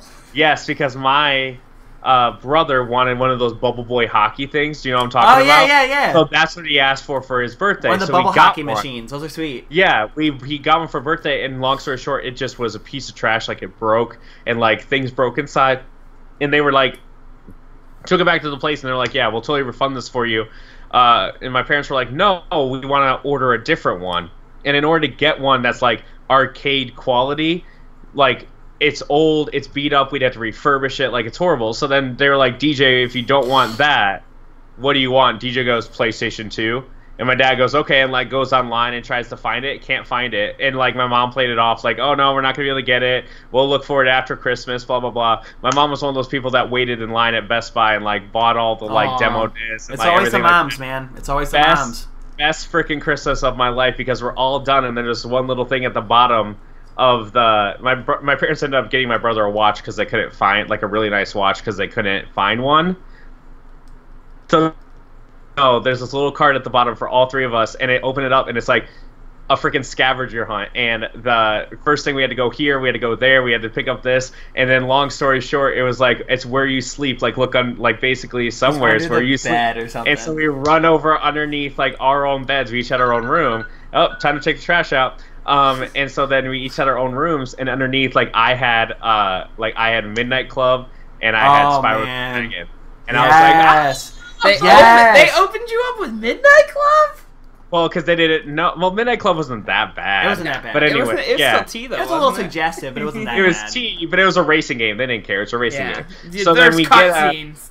Oh god, I love freaking Midnight Club. Anyway, so then we're like, oh my god, it's a PlayStation 2! And then the last clue is it's down in the dryer. So we're like, get downstairs, open up the dryer, PlayStation 2, rip that Dryer's crap open. on cycle. Yeah, I was like, dude, oh my god. Like, best Christmas of my entire life. And so, like, I forget what was. Oh yeah, so I didn't. Long story short, now that I've told that story, the first thing that I bought when I went to college was not a PlayStation 3, was not an Xbox 360, because that's when I went to college. It was a Nintendo 64 from Get Your Game On in Ann Arbor. And it's a bright orange one. It's a bright orange one. I bought that. I bought, like, a couple of games. We played like crazy, and that's, like, the console that I owned. So, like, we bought Pokemon Snap, me and my ex-wife, and we play it, and then we're, like, halfway through it, and it freezes. And we're like, no! And do you think you can find Pokemon Snap anywhere? No. So we're in, like, this random, like, resale place, like, they do, like, games and stuff like that. Pokemon Snap, $20. Let's get it. And it's the one that works. And, like, it was something that we talked about in our divorce. Like, no joke. Like, the Xbox one was talked about in the divorce, and the Nintendo products were all talked about in the divorce. Like, we had to, like, separate stuff. It's literally in my, I'm sure, like, prenup divorce in my agreement. Marriage, all gaming equipment and gaming accessories are mine. Oh, God, yeah. Like, next person I marry, like, they need to be like, listen, computers, anything that we buy that's a computer, anything that we buy that's a TV, like, it's mine. Like, in my car. You can have any other car, but all my technology, car. unless otherwise stated, which I will do in writing, officially releasing the rights of that piece of technology to you with proper documentation. I will lawyer the F up. You try to come after my tech. I will probably not get married anyway, so it's not a big deal. Like, my stuff will always be mine. So there you go. Like, even if I do, like, get married, it'll just be like, I'm with you, we're together, that's it. I just don't want to sign a paper again. Like, it was the worst hell of my life. Anyway, so for the record, moving on. I think it's gonna be it's gonna be sick. I hope so. I can't wait. And I think that the Nintendo is the one that speaks to me. I think it speaks to us the most. It'll be the best one for us, and I will pre-order that one. So, guys, moral of my story. I actually probably would too, especially if I can get some GoldenEye 64 down all day. That's what I'm trying to say. Like, think of all the games that are on there. GoldenEye, like, it's so 64, Super Mario 64, Perfect Dark, yes. Right. Yes. And then you have that Mario Kart, and then you have Banjo-Kazooie. Banjo-Kazooie, yes. Yep. You know what's up. You know what's up. I am adjusting the show to reflect time. Oh, hey. Yeah. Oh, yeah. So here, we're just gonna. I think we're just gonna jump into it. We'll just talk about the Destiny 2 beta to close out. Yeah. So there's just. It's just more Destiny. To what Seth is referencing when he said, "What are you doing?" I'm just moving some of the topics that we had towards next week or something we can discuss later. Not super relevant, but I want to make sure we have time to get towards our major things, which of course shouldn't have brought me on the show. That's fine. I know. You shouldn't have brought me on the show. It's okay. It's one of those. It's a homecoming thing, so it took longer. It's okay. Yeah, that's what she said. And I actually like to choose the when's phrase la- Homecoming because that is the opening mission for Destiny 2. Oh, I have no idea. Yeah, I it's was called actually Homecoming. totally accidentally. Yes, that's perfect. You unintentionally did it. He did wordplay, guys. It's like when they say the title of the movie within the movie. I did it! It's like when they say the title of the movie within the movie. So, if you and Seth want to talk about that, I'm going to grab another beer. Yeah, I'll go ahead and we'll chat about that while we're waiting for him. Superman 4. The Quest for Peace. I'm going to be Superman 4, The Quest for Peace. I don't know. It just feels like more Destiny. It just feels like more Destiny, right? Nothing really too different? Okay, so it feels like more Destiny, but I do have a couple of gripes. Firstly is the gunplay feels pretty okay. It doesn't feel like it's changed much. The biggest problem that I have with it is the ability charge rates are terrible. I remember playing through a strike, and I think I only got my super once or twice throughout the entire strike that came out. It was a little bit frustrating because, you're used to Destiny 1 to where you can be popping supers off 3, 4, 5 times in a strike. Are slower. Are the grenades slow? They discharge. They reduce the grenade cooldown. At least in this beta build, it is. With that being said, it also does less damage to larger groups of enemies than it did in Destiny 1. Now, Bungie actually got a lot of feedback from the fans who were saying, hey, we don't like that it does this, and this feels underbalanced for PvE versus PvP, because for the first time ever, Destiny's PvP feels incredible. It's the best PvP that Destiny has had in the 3 years that it's been around. But the only downside is that, with that being said, the drawback is that PvE feels underpowered. So you don't feel as strong as you do in PvE anymore. And the biggest problem, I think, and this is a discussion I was having with some of my coworkers yesterday, is that what Bungie needs to do is they need to write complete coding to separate PvP stats and PvE stats for the weapons. Because if you want it to be to where in PvP it's not all power weapons, one-shotting shotguns, one-shotting sniper rifles, then you need to make sure that's separated in its own category from your player versus environment settings. They not already done that? They have not done that yet. I thought that's what the Iron Crucible was. No, I actually completely Iron agree with Banner that is the leveling gap. Okay. The thing that bothers me the most, and this is off, and this is why I stopped playing Destiny for the most part, is that a lot of my friends migrated to PvP, and I just didn't have the stuff nor the time to grind to get to the stuff that I needed to be effective. So I go into PvP and I'm useless. Right. And so for me, especially to play Iron Banner, yeah. Right. I had no time. And so for me, I was like, okay, nope, this isn't what I want to do. I don't want to live on Destiny. I have a friend who Destiny is the game that he buys and he plays, and that's it. Yeah. That's his new Call of Duty. It used to be Call of Duty, now it's that. And that's great for him, but it's not what I do. It's not for diversify. No. Yeah. So that's my worry, is that I completely agree with you, because I like Destiny. Destiny's good. This seems cool. The story seems like it's going to be more fleshed out this time. Right. Very happy to see that. But there is nothing that is going to make me jump off and get this in September. There is nothing that's going to make me go get it, because, at least not yet, because I don't feel that I can play the entire game, because it's not I'm devoted to this game. Right. Yeah, I played a slippery slope with that when Destiny first came out, and I put my my poor fiance through so much shit because of my addiction to Destiny. I'll say it's an addiction because that's all I wanted to play. You'd want to grind and grind and grind, get that Gallarhorn, and that was my huge thing throughout year one, was getting that frickin' Gallarhorn, no matter how much. And you could run strikes every day. I had 3 characters. I would run the frickin' Vault of Glass, on all 3 characters on a Tuesday. I would run all 3 characters through Crota on a Tuesday. Never get it. And then finally get it when the House of Wolves dropped, through a Legendary Engram, which completely felt... I felt like complete shit because I felt like I didn't even earn it. I just got it through an Engram. But, but yeah, that's the biggest problem, I think, with Destiny, is that they get you hooked into a way to where it's so RNG based, to where it puts in your mind, you just feel like you can't let go and you got to keep grinding. And if you don't have time for that, it puts you in a tough spot to where you can't really enjoy the game. I agree. And so, that's what I think needs to change, but also at the same time, I'm not a huge Destiny player, so this is just, you're devoted or who you need to take care of, and I completely understand that. I'm just not one of those people. Do you feel like they're taking care of devoters then, Dan? I think so.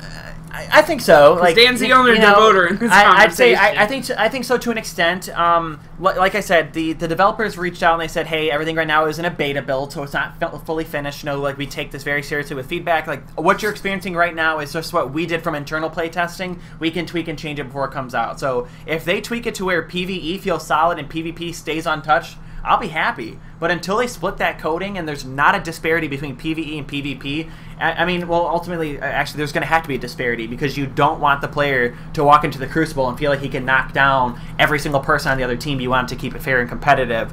But with that being said, you can just take off like the item restrictions or like the special like things that they do. So like, hey, like you can't just charge around all day and pop supers left and right. Like reduce the cooldown rates for PvP. Put it in the code to say when player versus player is active.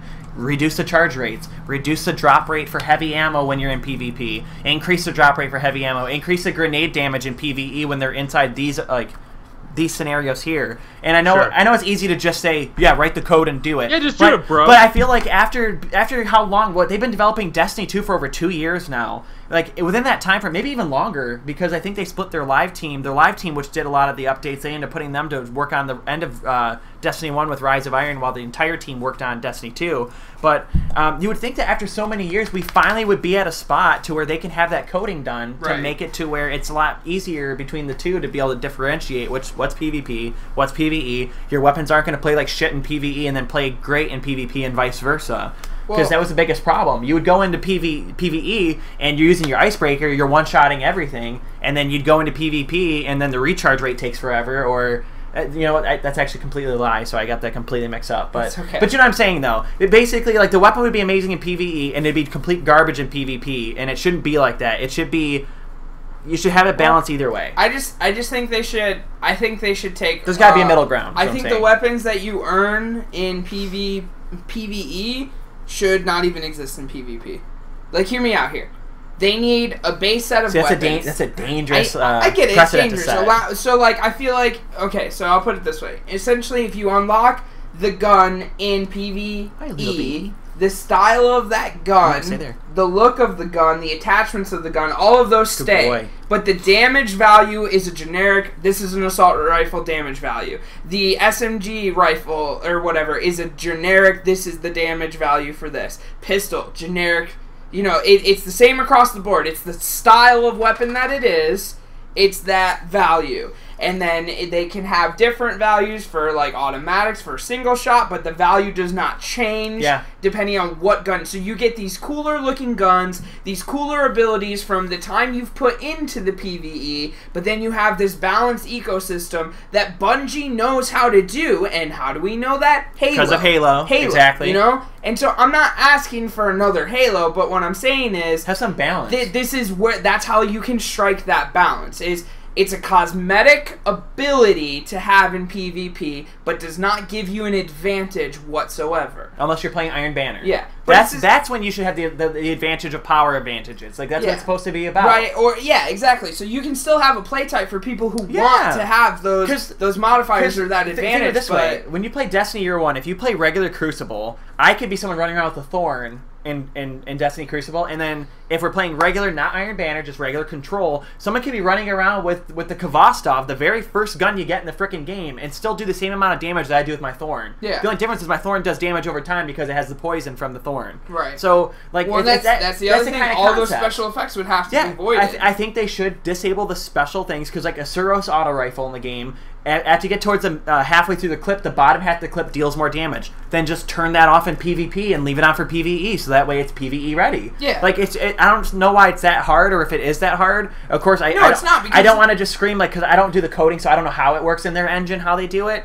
But I feel like there has to be, at some point, there has to be a way they can do it. There has to be. Well, but it's essentially loading asset settings for a specific game type. That's what I'm saying. It's gotta be. It is a setting you can change. You see it all the time in custom games where you increase damage to 1,000%, increase speed to 250%. Yeah. Like, these are all sliders within the damage output. And so you can say if a gun is coded or tagged as this, its damage output is this at this rate. So that's actually good. I'm glad you brought up speed, because Seth, did you feel that you ran like your Guardian was slower in Destiny 2? Because I did. I felt like I was a freaking plug, just taking my time going through the map. So one thing, felt really slow. One of our close friends who is very close with Bungie's development. He brought up that he thinks that the tactic or that the approach right now is to start low and go up. To buff everything up, to go rather than nerfing everything. A faster cooldown will come, more damage will come. Because what Destiny did wrong the first time is overpowered weapons, and then they nerfed everything. Things, and that was like a lot of people's departure. Was like, I don't feel powerful anymore. I'm bad at this game now. I don't want to adjust. If they ruined pistols for me, then like, what are they gonna ruin next? And so I think they're treading carefully, because we had a conversation about how, as somebody who hasn't played, but hearing this, like, basically if the average match time is around 8 to 10 minutes in PvP, and you're only getting your special ability once, if that during that match, that's not fun. That doesn't, it essentially creates a scenario where it's a bunch of last spams at the end to try and see who wins, when really that function of the game, as it does in games like League of Legends, Overwatch, Heroes of the Storm, like tons of games that have this built-up ultimate, this charge, is that provides multiple points within the game or the match of a change of ownership on map control. Yeah, you can like turn the tides of the battle. Exactly. Yeah. And so being able to reserve those and use those as a strategic thing will be most beneficial for that game to be taken seriously if it is aiming for any esports communities. True. That's but very also true. Just for the enjoyment of the match. You will have more fun if you feel like you're more powerful, and to increase that scale so that everybody, maybe every 3 to 4 minutes, like where you see it maybe 2.5 to 3 times. Yeah, because I remember I had my intellect, and they got rid of intellect, so they got rid of intellect, discipline, and strength. And I think they replaced it with recovery, is it toughness, and something else. I don't remember exactly. I didn't care too much to look into it, just because I'm like, it's a beta, all this stuff is subject to change anyways. But my intellect, like when I played the first Destiny, my intellect was over 400. I basically had everything intellect-based, because I'm like, look, I'm running as a Warlock, I'm running as Nova Bomb, like Voidwalker all day. Like, I need to be able to throw Nova Bombs and create orbs anytime like there's captains, or there's lemon bars popping up all around us. So not being able to do that in the Destiny 2 beta and the Strike, it sucked, because you fought a lot of majors that you couldn't attack with your super because it just wasn't ready.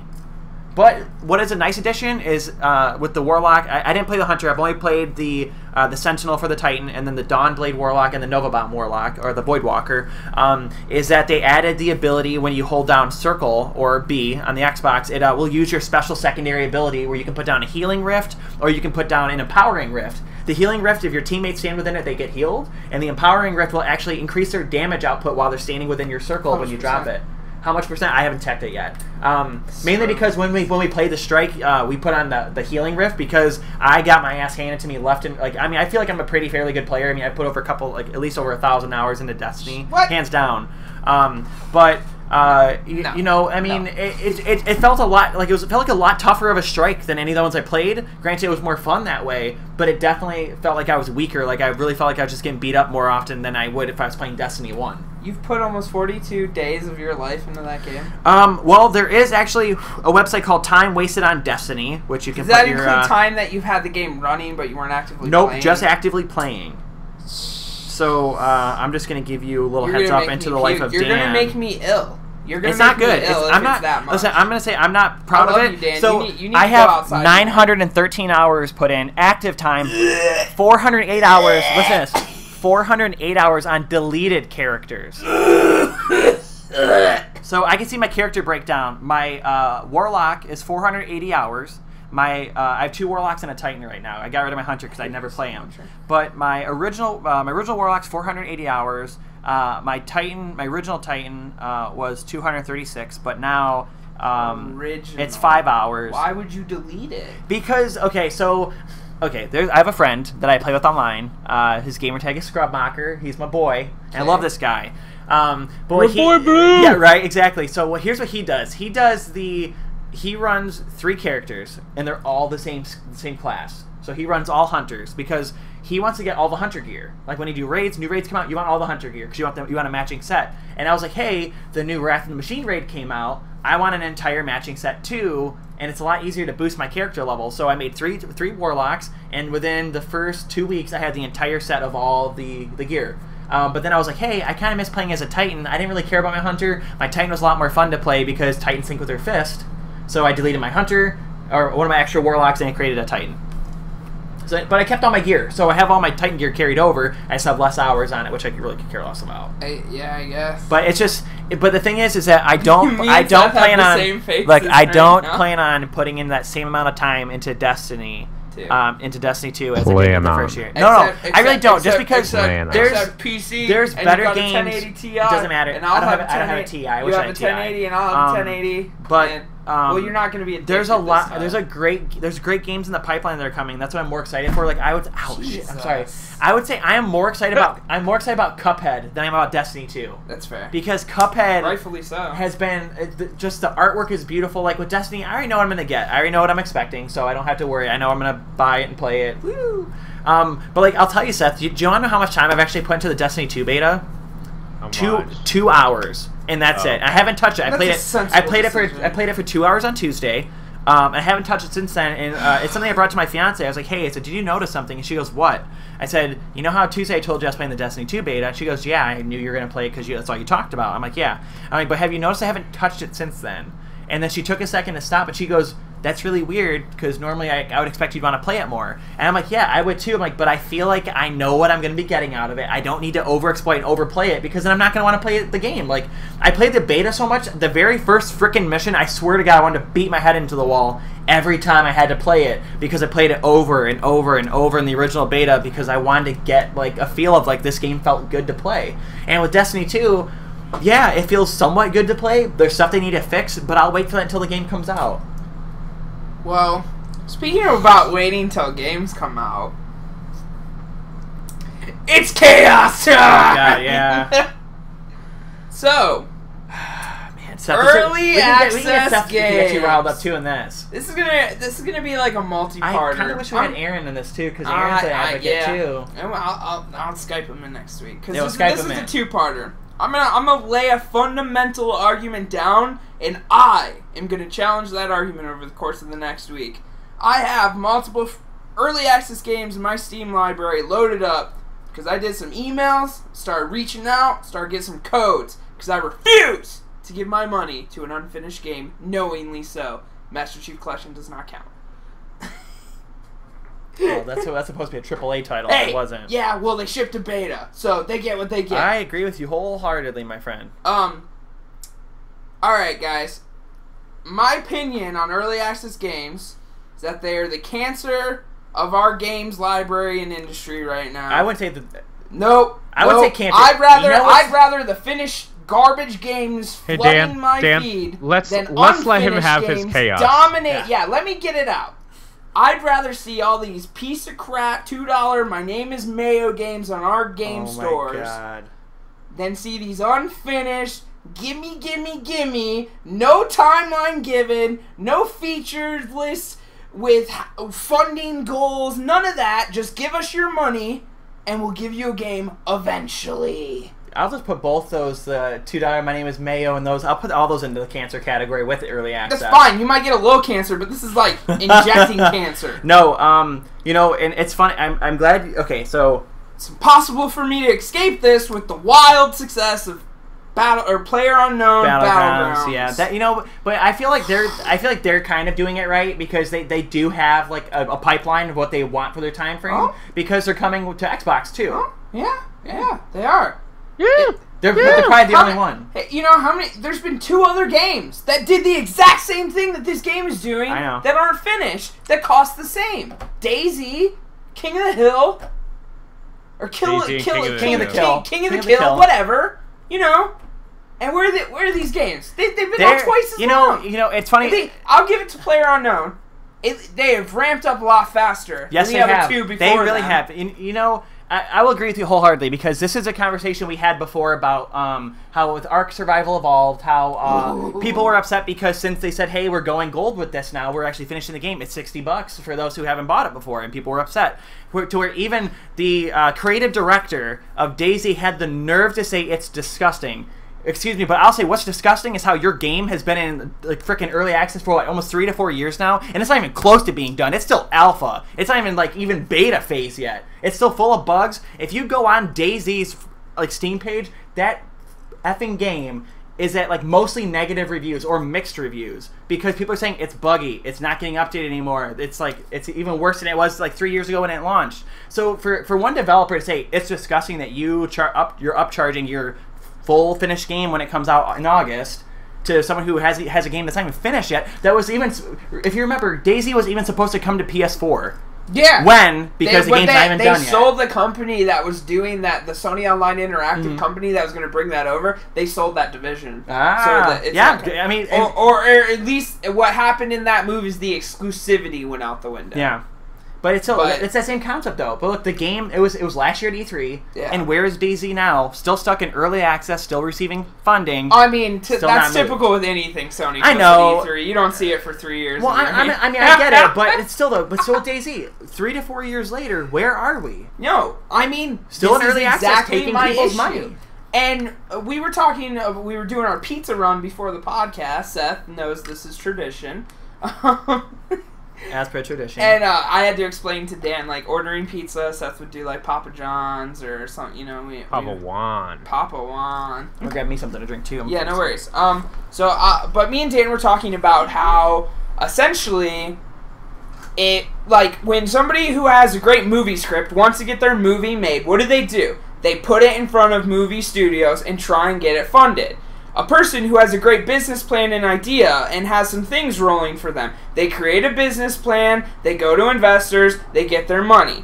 And what do those, and what happens, what do we see all the time in the world with Kickstarters, with startup companies that get some angel investor, not even normal funding, not venture capitalist funding. And what happens with all these products and companies? They tank. And the reason, in my opinion, is because their ideas are not as good as they think they are, but they're better at selling their ideas than they are at creating their ideas. And I feel that this issue plagues the early access market. It does. With games specifically like Star Citizen. They do an amazing job at selling this open world, intergalactic, mass ships with full running systems, with all these fancy words, and all you can think is, man, that sounds amazing. You see these cool trailers cut up, and you go in there. But where in there, and you'll go to land your ship, and there'll be a little pixel you don't see, and you blow up your ship. Yeah, you blow it all up. You'll just clip like some polygon you don't even see, and bam, you're gone. Everything blows up. That's But all the comments. you'll collide with another ship, and you guys will just merge. Those are all the reviews I've seen. Like you just crash into a ship, nothing. And they want $30, explodes. and they kickstarted. They have additional funding. They offered exclusive packs up to $20,000 worth donations to get the biggest ships in the game. And this is years ago. I'll say this because I'm not under NDA anymore. I spoke to their director of marketing not once, not twice, but 3 times about potential launch windows. They don't even know. And granted, this comment is dated up to a year ago, but the game is still not officially, and that was 2 years ago. And the last point of conversation I had was around a year ago with the director of marketing on this game. And it's just like, what is going on? You have to have a game plan. You have to. If you're going to do early access, you have to have a game plan. You have to have the funding beforehand to at least know you're going to finish. Or at least say, hey, this or tell people how much money you need. Like, hey, this is how much we need to get there's a company on a game developing company on Kickstarter right now making a game called Dead Matter. And they actually put the exact, like, what they need. Here's how much we need to do this, to do this, to do this. This is when we plan on having it released by. If you guys do this, this is what we plan on doing. I know, but... Well, Mighty Number 9 said that. I know, but it did release. It did release, and it was trash. Yeah, I agree, but I'm saying, they had their people's money before anybody got to say whether it was a good game or not. I've got more shame in that. But the thing is, you should at least, if you're going to be an early access game, and I'll let Seth get some words in here because I know he's going to get me going. If you're going to be an early access game, you need to have funding goals, at least. You know, you don't need to do a Kickstarter, but if people continue to buy $30 for that game, 30, 30, 30, whatever, you're getting this huge player base, then there needs to be a running total of where you're at in that funding, and once you go over a cap, you need to start talking about extra things you're adding, or take your game off the early access list and launch it. Because if you're fully funded, you've had your timeline, and your game is still in early access, like Ark Survival was for so long, like Star Citizen is, like DayZ is, then screw your game. I don't care about it. I don't support it. I'm not giving anybody my money until they give me a finished game. I will not, like I said, knowingly buy an unfinished game.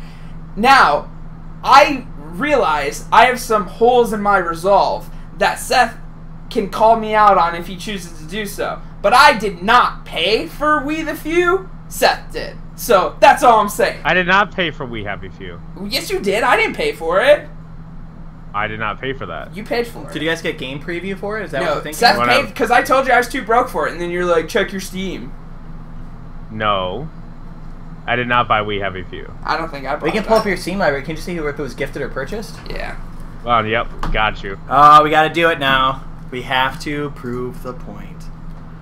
You know, I really loved the concept. I don't have We Seth's Happy game list Few. anymore, so if it's on Seth's list, then he purchased it's not on my list. Oh no, Seth!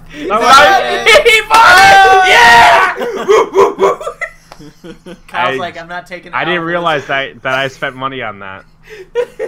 It was like is that when I was $15. is that when I was working at home? Yeah, you were being really nice to me that day. I think I was having a rough That's week, right. and I was like, you were having a raw. game. Oh yeah, that's right. Never mind. I know exactly what you're talking about. I actually know exactly what you were dealing with. Never mind. It just like all came back to me like a flood. I must have like compressed it. The point is, I did not pay for it. And that's all matters. I've held my resolve. I have not given any of my You didn't fucking hold your resolve. If you had the money, you would have paid for it. Yeah, you sure, know, but I didn't. And so, looking back, I held my resolve. I played the game preview through Xbox for We Happy Few, and I was like, man, this game looks kind of cool. It's like dystopian. And they totally changed can I tell it, too. you? Okay. It's all different I have to try the game preview again for it, because when I played it, I got to the still point, in early access, and I'm like, where the fuck am I going? Like, it's like, here, find this to go here. I'm like, okay, I can't go through that gate because I can't find the stuff because it's not I thought populating. there was a story to it, and it's just when it came out, it was a survival game. It was like how long can you avoid there's supposed to be a story for it, but I don't know if it was in like the early access preview. Like, they didn't put it in there. It's just like, hey, basically, here's your guy. You escaped, and now you're outside. Survive. Like, good luck. All right. And I'm like, dude, I have dysentery. Right.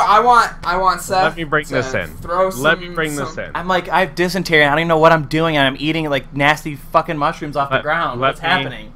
Let me bring this all in, okay? Because this is where. Can Seth bring calm to the chaos? No, I can't. Well, get him wound up. Get him wound up. So here's the problem. We live in a free world. Free market. Where you can choose how to spend your money and how to spend your money and who sells what. So if you go and you look at something and it says early access, and you don't want to have broken or be part of the beta process, then GTFO. You should have even played in the first place. It's your fault. The fact is that if you want to see We Happy Few and how it was and how it played, there were people who had that game before the early access launch. You could have seen what it was and see how it played. Okay, fine. So then the canary in the canal or whatever, you know? Canary in the coal mine. So the point is, like, if you... Same difference. Jesus Christ. No, completely One different. One drowns, the other just tweets. I don't fucking know. You know what a canary in a coal mine? Never mind. We're not going to explain canary in a coal mine to Kyle right now. So, that being said... I know what it means. What does it mean, Kyle? Because if the canary was dead, it means that there's a gas leak. Or right. It's like, yeah, I know what you mean. If it's dead, it means GTFO.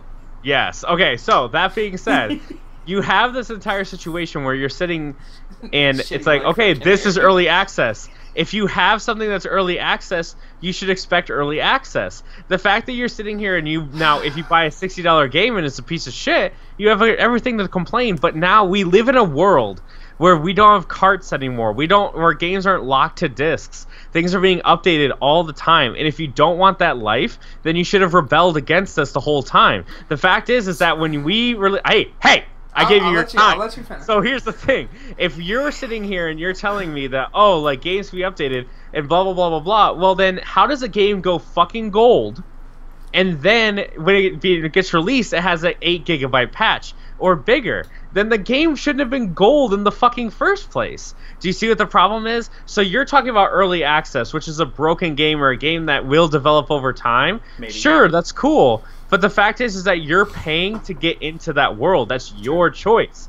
Everyone should have known that. If you buy a game and you know it's going to be updated, you know it's going to be updated. There's no excuse for canceling, but wouldn't your life be worse if Halo came out, the Master Chief Collection came out, and it was bricked and it was broken forever? How would you feel? There's no patches. You can't do that. It's bricked. It's broken. It's done. It's over. Do you see what I mean? So you can't have your cake and eat it too. You can't. Remember that, Kyle. But I feel like there's just so many bad games. There's just so many bad games. Now you're talking about two different things.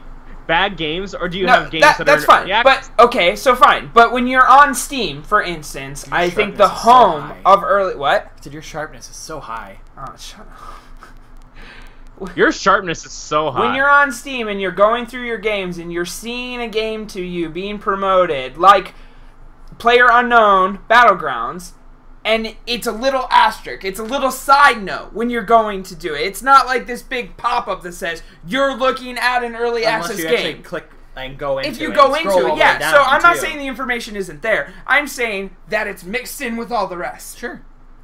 That's fair. So you're looking at top sellers. What's on there? PlayerUnknown Battlegrounds. You're like, oh, that's a top-selling game. Look at the reviews. The reviews are good. You paid money for something that's not technically finished. You know, Kyle, I'm going to tell you, this is the one thing that I have been fighting everyone about at work. We found a solution, though. We found a way. If your game, if you truly think it's early access and that people should give you money for it to help you continue to create your vision, 2-hour demo. Where's the 2-hour demo? Let me try it. Let me believe in your vision. Prove it to me. Oh, Jesus Christ, Kyle. 2-hour demo! Then you're looking at totally different things. Because Steam's going to give you a refund anyways if you play it under 2 hours. Right, so just play it. So instead of making me put my money down and then have to go with Steam's refund system, give me a 2-hour demo of your early access game. Or you can just realize that you should look at, and here's the thing. If you want to talk about how it's like put out there, cool. We can talk about how it's put out there. Then that's the Steam Marketplace's problem. But they're trying to sell a game. And here's the thing too, Kyle, is that this game might not be perfect, but it's constantly being updated all the time. And it's going to be updated all the time. Yeah, not this one. So not all early this one, sure. And like I said, this one in a way is an anomaly. It is. But what's happened to We Happy Few? What has happened to it? Exactly. It's dead. Nobody's talking about it. Right. So tell me this. Now, here's the thing. I bought that game for you. Yeah? I remember you were having a bad... Now I do, because it just all came back. Like, you were having a bad day. You were mad about... It was basically a money situation where it was just on top of everything, where it's just like, I thought I had the money, and then X came out, and we weren't... It was something with our company, and we weren't supposed to, like, pay for that, but we did pay for that, and it was coming from your personal account, and you were just like, no, there's nothing I can do about it. I guess we just have a month more of this thing. And I was like, I'll just get that for you, but it cost me like what, $20? Yeah. Right? And then I got that for you, and I could barely even play it. It didn't even run on my machine. So the fact is that you can have that situation. I can pull that up and I can look at that, but you know what you're getting into when you look at that situation. No matter what game you buy on these marketplaces, they could be trashed and beat up. So I don't think the problem, if you want to talk about a problem, the problem isn't early access. The problem is the amount of shit that is on all these places, and games are just being made to make games be made. I think the problem is the point in which they're able to start taking money.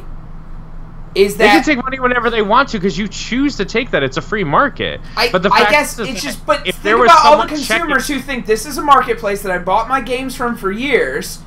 I don't know, or I don't care. Or I haven't been introduced to the concept of why early access is bad. And I go through the list. I say, "Oh, this game's within my price range, $20. It's got good reviews. Good, yeah, decent reviews from the people who are early adopters and supporters of it." Whose fault is that? Whose fault that's is what I'm just saying. Like there it's needs not to be the a little company. bit more regulation. It's not the company's fault. So But it's while this I do giant cash agree, grab from all these while I companies, do agree, it's though. not the company's fault though. The problem is that somewhere down the line, the customer's always right, and the company will come out at some point and apologize that they made a mistake, even though they did nothing wrong. Because and so I see both ends. I agree to an extent, but I also agree with Seth because it is a free market, so it's fair. I just think it's bad for the consumer because if there's not enough put out there for information, like not every consumer is going to go out and research everything like we do, or like so we have a little bit more of a step up above the average consumer. So if let's say you're just a random kid who like has this PC built and you go on Steam and you're like, hey, like mom, dad, this game's $20. I got good reviews on it. Can I buy it? They go, sure. And then they're like, hey, a week later, this game's a piece of shit. Like, I can't get my money back because I invested too much time into it, and Steam won't refund me for it. To where not every consumer knows that. Yeah. And some people will get burned by it. So that's why I think it's a little irresponsible of companies to do that, too. I think it should be a big, giant pop-up whenever you're looking at an early access Before game. you buy it, letting you know, just so you know, this Steam is an loves early to pop access up game. games that are on sale and let me know about all that. But they can't let me know if the game I'm currently viewing is not a finished product and I am taking risk when I make that purchase. I think that's a fair and honest disclaimer to put. Then whose fault is it, Kyle? I'm going to ask you again. The responsibility falls on the platform in which you purchase it to inform you. It does say it here. So and okay, here. Before you can hit buy, yes, it's right get above instant it. access and start playing. Get involved on how this with this game as it develops. That doesn't say this game. It said the early access game is not complete and may or may not change further. If you are not excited to play this game in its current state, then you should wait to see if the game progresses further in development. That does not say this game could be broken. This game could have bugs. It's just, hey, if you're not impressed by this, maybe wait a little bit longer. That is so chill for a game that could be completely broken and or unplayable. That is such a pussyfoot way to say that this game may or may not work for you. Yeah. I'm sorry. I'm calling it as it is. And then you have to click further. You have to click the learn more, which who the hell does that anymore? Not a lot of people do. And then you go through what is early access, where they still give a bunch of nice little marketing spins. Get immediate access to the games that are being developed with the community's involvement. These games that evolve as you play it, or these are games that evolve as you play them, as you give feedback, as the developers update and add content. Sounds like I'm buying a season pass. Well, see, this is what they say. As a gamer, discuss and give feedback, help test and report bugs, play the game as it develops, be the first to play exciting new games. So, like, to an average consumer... Okay, so here's the deal. If you're buying something on Steam, you have a gaming rig, correct? Yes. Oh, yeah. Okay, how much money? Could have been pre-built. Could have been pre-built. Steam box. Yeah. Okay, cool. But how much do they cost? Like $500 to start at least for a Steam box. For, I'm pretty sure. For a decent pre-built. At least was for it a decent $10.50 or something? At least $4.99 to start. To say that you're gonna go here's again, and this is my argument again. To go into PC gaming, you have to spend $1,000. They use quotations. When is this game? When will these games release? It's up to the developer to determine when the game's ready to, quote unquote, release. What is this? Okay, but hang on, hold on though. But you have to back up here, okay? I say this over and over again, but in order to truly get into gaming on PC, you have to spend at least $1,000. Okay, fine. That's your opinion, but there are many guides to build a gaming PC under $60. And then let's add in the monitor. Or $600. Okay. And then let's add in the monitor. All right. And then let's add in the keyboard. That'll probably let's get add you in the close mouse. to Hey, do you want me to pull up some Linus Tech videos? We got you. No, I can build this for under $5. Sure. I can run Overwatch on low settings. Yeah, that's what I'm trying to say. No, it's Overwatch 1080 at 60, so shut up. And so here's the thing, Kyle, you talked about how you grew up and you had to change your settings on everything, and when you were building your current PC, you couldn't wait to just have all the settings be whatever the settings were, and it just ran because that's what you were going for, right? Yeah. The fact is that if you are a PC gamer, there is a console out there for you that runs most of the same games and will play for you that only costs $250. That's the vast majority of these kid video game players who don't know. Then you have the people if you're a kid and your argument is the kid making that choice with their parents' money and everything like that, I totally say bullshit on that. Because the fact is that if the parent is allowing their child to just buy stuff and they're not checking that up, that's the parent's fault. And then on top of that, if their kid wants to if they want to protect their kid in the marketplace, they're going to put them on a console. That's all. So the PC gaming, for the most part, is a bunch of enthusiasts. Okay. That's it. Yeah, I'm trying to find the official list of games that are within the preview program through Microsoft that are that easy to also just find yourself in. There's like 4. It's happy for you. There's more than 4. The Calling, that's another one. That's more like a battle royale type of game. And this one started, and this is another one. The Calling, not a finished game, battle royale, Hunger Games style, early access. Yep. Still not done. Also early access on Steam. And now it's on Steam. Now it's on Xbox. It's going to be up there. Xbox early access program. That sounds super fun. I think early access is the wrong way to say this. It's too nice. They picked the right marketing words to really get one up on people. Well, Xbox doesn't technically call it early access. It's game preview. So I mean, that's a little more fair because you're saying, hey, you get to preview this before it's finished. That sounds like a pre-order to me, though. But like, it's like, hey, if you pay for it now, well, no, because you can play it for free. You can play it for 2 hours for free with Xbox. Well, yeah, but see, back to my big debate though with the Steam. Yeah, though, is Xbox does it right. Everybody else calling does not. it a preview, and you get to preview it for free for 2 hours, you can or preview pay before for it you separately. commit your money. You can make sure you like the game before you commit your money. That's what I did with We Happy Few on the Xbox. I played it for free, and I was like, yeah, this isn't worth my $30 right now. I'm just saying, there needs to be more options for consumers when they're looking at this. Sure. And I think it needs to be worded better. I think it needs to... I mean, I get it. It's a free market. Everybody's trying to get their cash grab, get their game out, and get out. Well, I think... but like I said, if you have to early access and you can't get funding for your game... I know this, like, kind of in a way silences creativity, but that means that you either didn't have enough proof of concept to get this game in front of the right people to get funding for it or to get it greenlit, or that it's just not that good of an idea and none of the publishers or developers were like, yeah, let's make this game. In which case, like, that's okay too because there's enough trash games out there already. So it's just, I'm just saying that this program in a sense enables bad games to exist even more when they should. Then I guess we should squash every independent developer. We should squash all those people who don't get any stuff like that. Let's just squash them all then. Because if it's not good enough for a big publisher to get on board with, then it's probably not worth the game at all, right, Kyle? So show me an industry outside of games where I have to pay for something before I even get a preview of it. Like movies, you get trailers or half the indie movies that get made, you get a quick 10-minute intro, like the first 10-15 minutes of that movie. Or you have to go to some Sunday. No, you go to some film festival and watch it for free. And no, you have to pay for the film festival. You don't have to pay for Ann Arbor Film Festival. So okay, cool. But what about Sundance? The real one. The real one? Hey! The Ann Arbor Film Festival is a mini tour of the Sundance Film Festival. Get it right. Oh, okay. So you're telling me that it's basically leeching off of something that was something that was. Oh, okay. So it's already been done. It's not a leech. Got it. Okay, cool. But either way, you're still going to that thing and you're getting that. And listen, but it's free. I just think that here's the thing. I think you're looking at the problem as in a small area. The bigger problem is that we have shit games that are allowed to exist instead of actively removed. Instead of being actively removed. That's what this is part of. So we can keep harping on that over and over again, or we can remove the shit. I think what it should come down to is that I think Steam should have a little better clarity on what it is for early access, and I think just in the day and age that we're in, I think that developers should give the consumer more options besides just say commit your $30 to this game that you may never finish.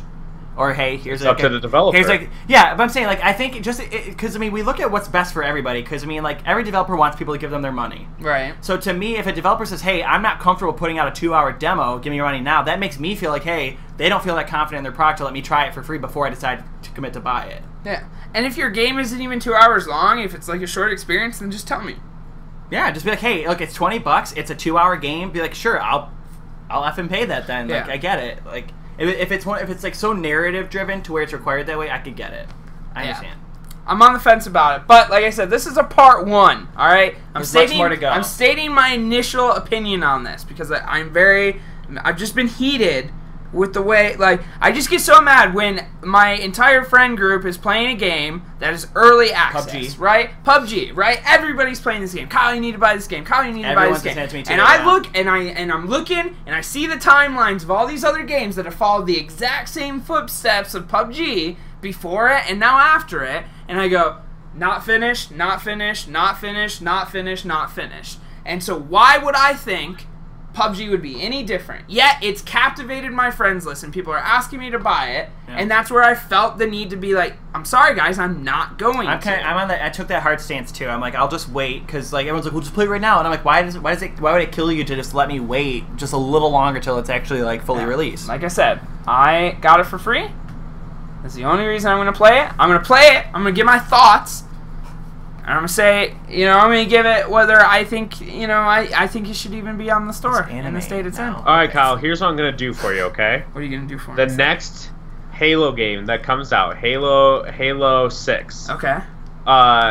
It's going to take some time to develop, but what we're going to do is that if you give us $30 now, I'll give you 3 game modes that are all multiplayer modes, and then when the actual game comes out, you have to pay the rest of the game when it comes out. But I'm giving you That's 3 not early modes access. That's not even the benefit of early access. You just took away the only reason why anybody would pay for early access. Fine then. Here, Kyle. Here's what we're gonna do. Kayla's coming out. All right. It's gonna be $60. Okay. You have no timeline for when it's coming out. I'm gonna give you 2 game. I'm gonna give you. No release date, no release window. No, I'm not about it. I'll hold my resolve. I doubt it. I would wait for Halo if it's only one game mode. That would suck. No, I'd get so bored with that. I would hold my resolve. That'd be like playing the Destiny 2 I would find a way to not pay for it. Isn't that all Battlegrounds is? It's just pretty much one game mode. Yeah. But they're constant. They are. I will say they are constantly updating. But the difference too with PlayerUnknown is that it's not an arena shooter, and it's also an open world. So there's more things that could play into effect for how you play the game too. Because you could probably find a server for role-playing servers. You could do survival servers that are not just straight up like shoot each other, like shooty bang bang. There's like not even a full in-game UI. They're mass banning people because they can't. They didn't even have an anti-cheat system in place. Like, that sucks. Pay $30 to play with a bunch of hackers. And yet everybody seems to be playing it, don't they? Not without its complaints. But here's the other thing. They're still playing it though. Everybody is streamers. It's this. Hey, man. I'm sorry. Is everyone in our Project Forge Discord a streamer? No. I had no idea.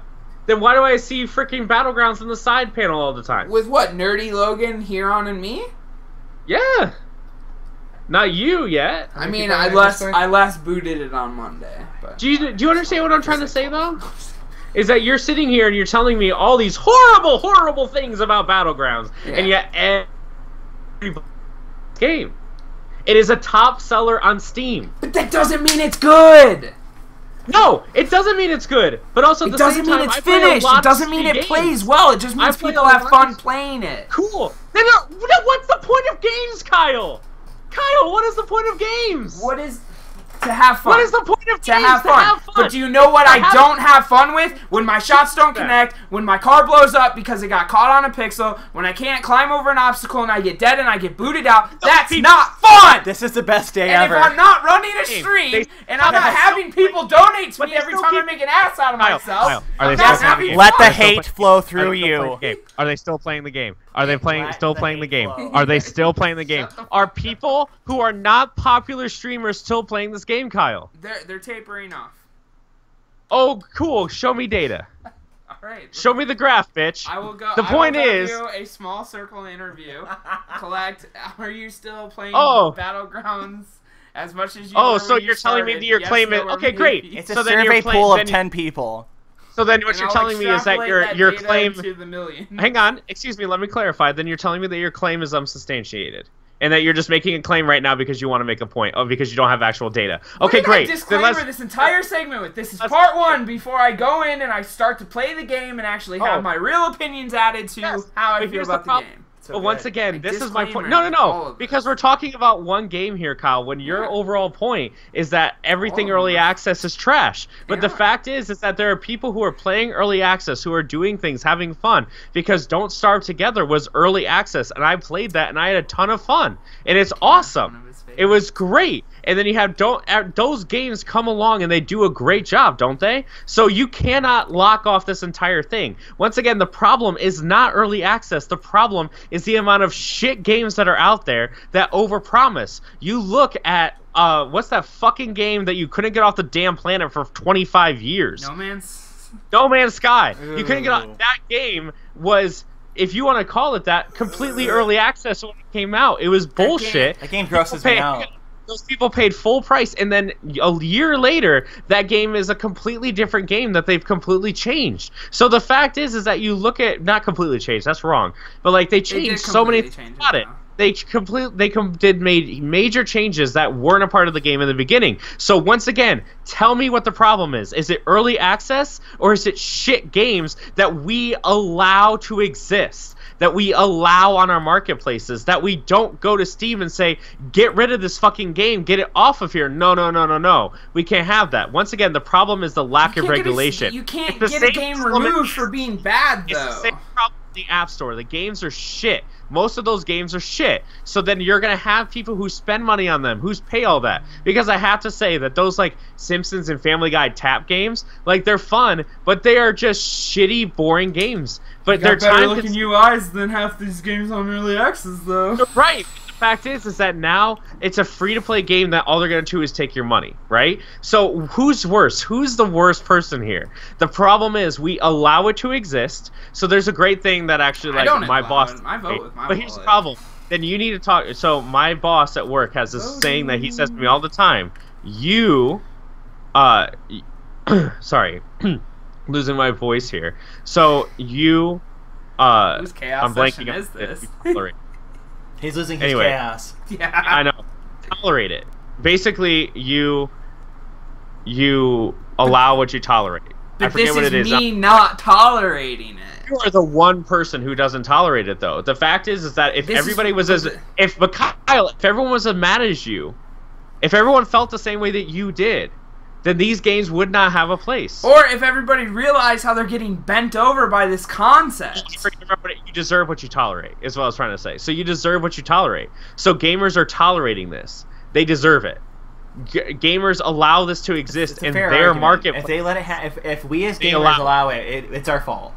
I just don't allow it. I'm trying to point other people in the direction of why are you allowing this to happen? Why are you paying for things that are broken? Because if somebody tells me because I wanted to play it with my friends versus I wanted to be a part, because Aaron is you guys have both missed out on the only answer I've been given on this outside of it's fun, which I can't really argue that. But the one thing Aaron gave me that was better than all of the answers I've heard tonight is I wanted to be a part of the game's development. I wanted to give that feedback. Sure. I wanted to be the one to help them fix the bugs. I wanted to be involved in fixing the game. That's what Aaron wanted to pay to be a part of that process. None of you have brought that up. I don't care because I don't care about it. Yeah, I don't care about it. I'm saying these games are not being marketed as that though anymore. I think that's a better pitch. Once again, Kyle, you keep making points into my point. Then whose fault is that? That's what I'm asking. I don't know whose fault it is in this situation. It is the it is our fault. Is it the game for not setting expectations? It's our fault as gamers because we deserve what we tolerate. If you come into work 15 minutes late, tolerating it. That's what I'm saying. Is like, how do they not know? They get into the game and it's a piece of shit. Okay, but you get into it and it's a piece of shit. Your money's already on the line, and depending on how long it takes for you to realize this game's a piece of shit or not, you may or may not be able to get a refund. And you talk about it. No, because after the 2 hours, they say F you. We don't care. It's in our terms of service. Kyle, you can go. Anybody, all it takes is someone fucking like Terry fucking Crews to come on and be like, this game is shit, we need to band together. He supports the damn thing! Because it's good! That's the point, because it's good. This. If you're gonna sit here and say all Terry Crews tolerates bad games, then he does. Then he does. And guess what? I still love him. It's a free market. He can do That's why that. He's not So you're telling me he once again, access games, so they're like, you can't. Battlegrounds is not the problem. I'm not saying, and I'm saying this is the popular one. I think out of all the games we've mentioned today, Battlegrounds is the better of them all. So I don't. So Kyle, Battlegrounds would not exist, but Battlegrounds would not exist without this model. See, I don't necessarily think they wouldn't exist. I just think we wouldn't. I just think we wouldn't be seeing it for a while. Minecraft wouldn't exist without that model. Minecraft existed before the concept of early access existed. You paid $10 for Minecraft, mind you, $10, and you were locked in for the rest of your life. Oh, great. So let me double check on that real quick then. So have you bought Minecraft since? Huh? I bought Minecraft when it was a finished game. Right, but when it was on Microsoft's platforms instead of buying off a Swedish website. Once again, here's the thing. I waited until it was done. Minecraft exists because of this model. It's not early access. Minecraft created this model. Either way, Minecraft exists because of this model. I don't think you can say something exists because of this model when it created the model, though. That's all the games following Minecraft exist because of Minecraft's success. So a business gets created, and they invent a business model. The business is successful because of the business model. Okay. Thus, Minecraft created the business model. It is successful because of the business model. To say contrary is actually like not correct. So the fact is that Minecraft was put out there by three or four people, and then 10 people got it. 10 people told their friends. 25 people told their friends. Told their friends. Told their friends. Told their friends. Told their friends. Told their friends until Minecraft blows up. That's it. That's the point that I'm trying to make. I think, boys, it's time to shake your dicks because this pissing contest is over for now. Dan, bringing it in. I think we have to because it's getting a little off the rails here. I mean, not that I don't love it and enjoy it, but just for the sake of everything in terms of time and... Oh, because it's 10 o'clock and this is supposed to be an hour podcast. We're over 2 hours. We're like 2 hours and 15 now. So, real quick, let me just bring this all together. I think, personally... There should be a 20... You know what? Fine. I'll concede. All early access games, $19.99. No more, no less. That would be fair. $20 investments to be a part of a development cycle. That's fair, then. I think, that's fair. I think if he's anything... $30, he's $40, he's $60. Get the fuck out. I think we should... You know what? I think that's good. I think a fair concession would be... If you're gonna put early access, sell them for $20 and just keep that be the flat rate. $20, $10. Keep it the flat rate. You're essentially buying into a pass to play alphas and betas. That makes a lot more sense. That's fair. That's fine. That's fair. But with that, okay, let's back this up a little bit more. I think I just solved this. You do not get the game. You do not get the game when it releases. You get a discount on the game. You pay $10 across the board. Not 20, but 10, you don't get the game. Or you can pay 20 or 30. Well, you can have tiers to this. You can have tiers to this. You can buy in at a higher investment. You get the game when it fully comes out. That way, you choose your risk. Sure. You choose. That way you feel it's a little more mitigated. As a consumer, you mitigate your risk. And better yet, worry-free. You pay the $10, you find out you like it a little bit more. You don't have to pay another $30. You just pay the difference. And now you're locked in. When the game launches, you get everything. That just won't happen. That just won't happen. I think more people would try it if it did happen. I think they'd make more money off it if they did. I think that. Think about the people who'd pay that $10 and forget about the game and never play it. Yeah, they'd make. Because how many people would not try a game for $30 but would try it for $10? But think about it this way: what if? I don't think that's why this game is so popular. The reason why this game is so popular is because it's streaming, and it's popular because people word of mouth, similar to Minecraft. I think so too. So, for instance, I'll roll. This will be my last point, and then you can contest. But I do have to pick somebody up from work, so maybe don't. Goat Simulator is a bad game. It's a piece of shit game. But it's fun. But it's fun. But it's right? fun. But it's fun. It's a shit game, but it's fun. I don't find it fun. You know the joy of Goat Simulator? I paid $15 for it when it was finished, knowing it was a bad, fun game. Yep, I paid. Actually, I got it on sale. I got it for $5, and it was the best $5 I ever spent on that game. What made Goat Simulator so popular is that it was so broken, that it was so bad, that the craziest things would happen. It's because it broke the physics. That's why. The crazy broken physics made it funny. Just like Gary's Mod. And then they embraced it. A game with no story, just a sandbox of things, a $10 game, sometimes often free. Gary's Mod. Absolutely nothing to it, but a physics engine. That game is funny. People streamed and made YouTube videos so and all much that. Amazing original content. Yeah. So, we look at PlayerUnknown Battleground. It is funny because it's bad. What happens when it becomes good? And it's not as funny anymore, and that game loop gets repetitive and boring. What happens then when the crazy shit's not happening? It would just die off. I'm just saying, game modes would have to change. The point of your popularity, the point of why it's fun, a lot of that right now is because if you are a streamer, you're driving your car, and out of nowhere the thing does a quadruple flip into the air, blows up, and you laughing your ass off. Overreact to your chat. That's funny for your stream, but let's make no mistake. If you were to pay $60 in a game and you were competitive, or you were really into the competitive nature of the game, I would be upset. I'd be livid if a game was that broken. I would have to be like really hammered, drunk. There are levels to this that have to be broken down through multiple discussions. I wanted to introduce the topic, get some feedback from the listeners, have us duke it out, and we can address it in 2 weeks. So.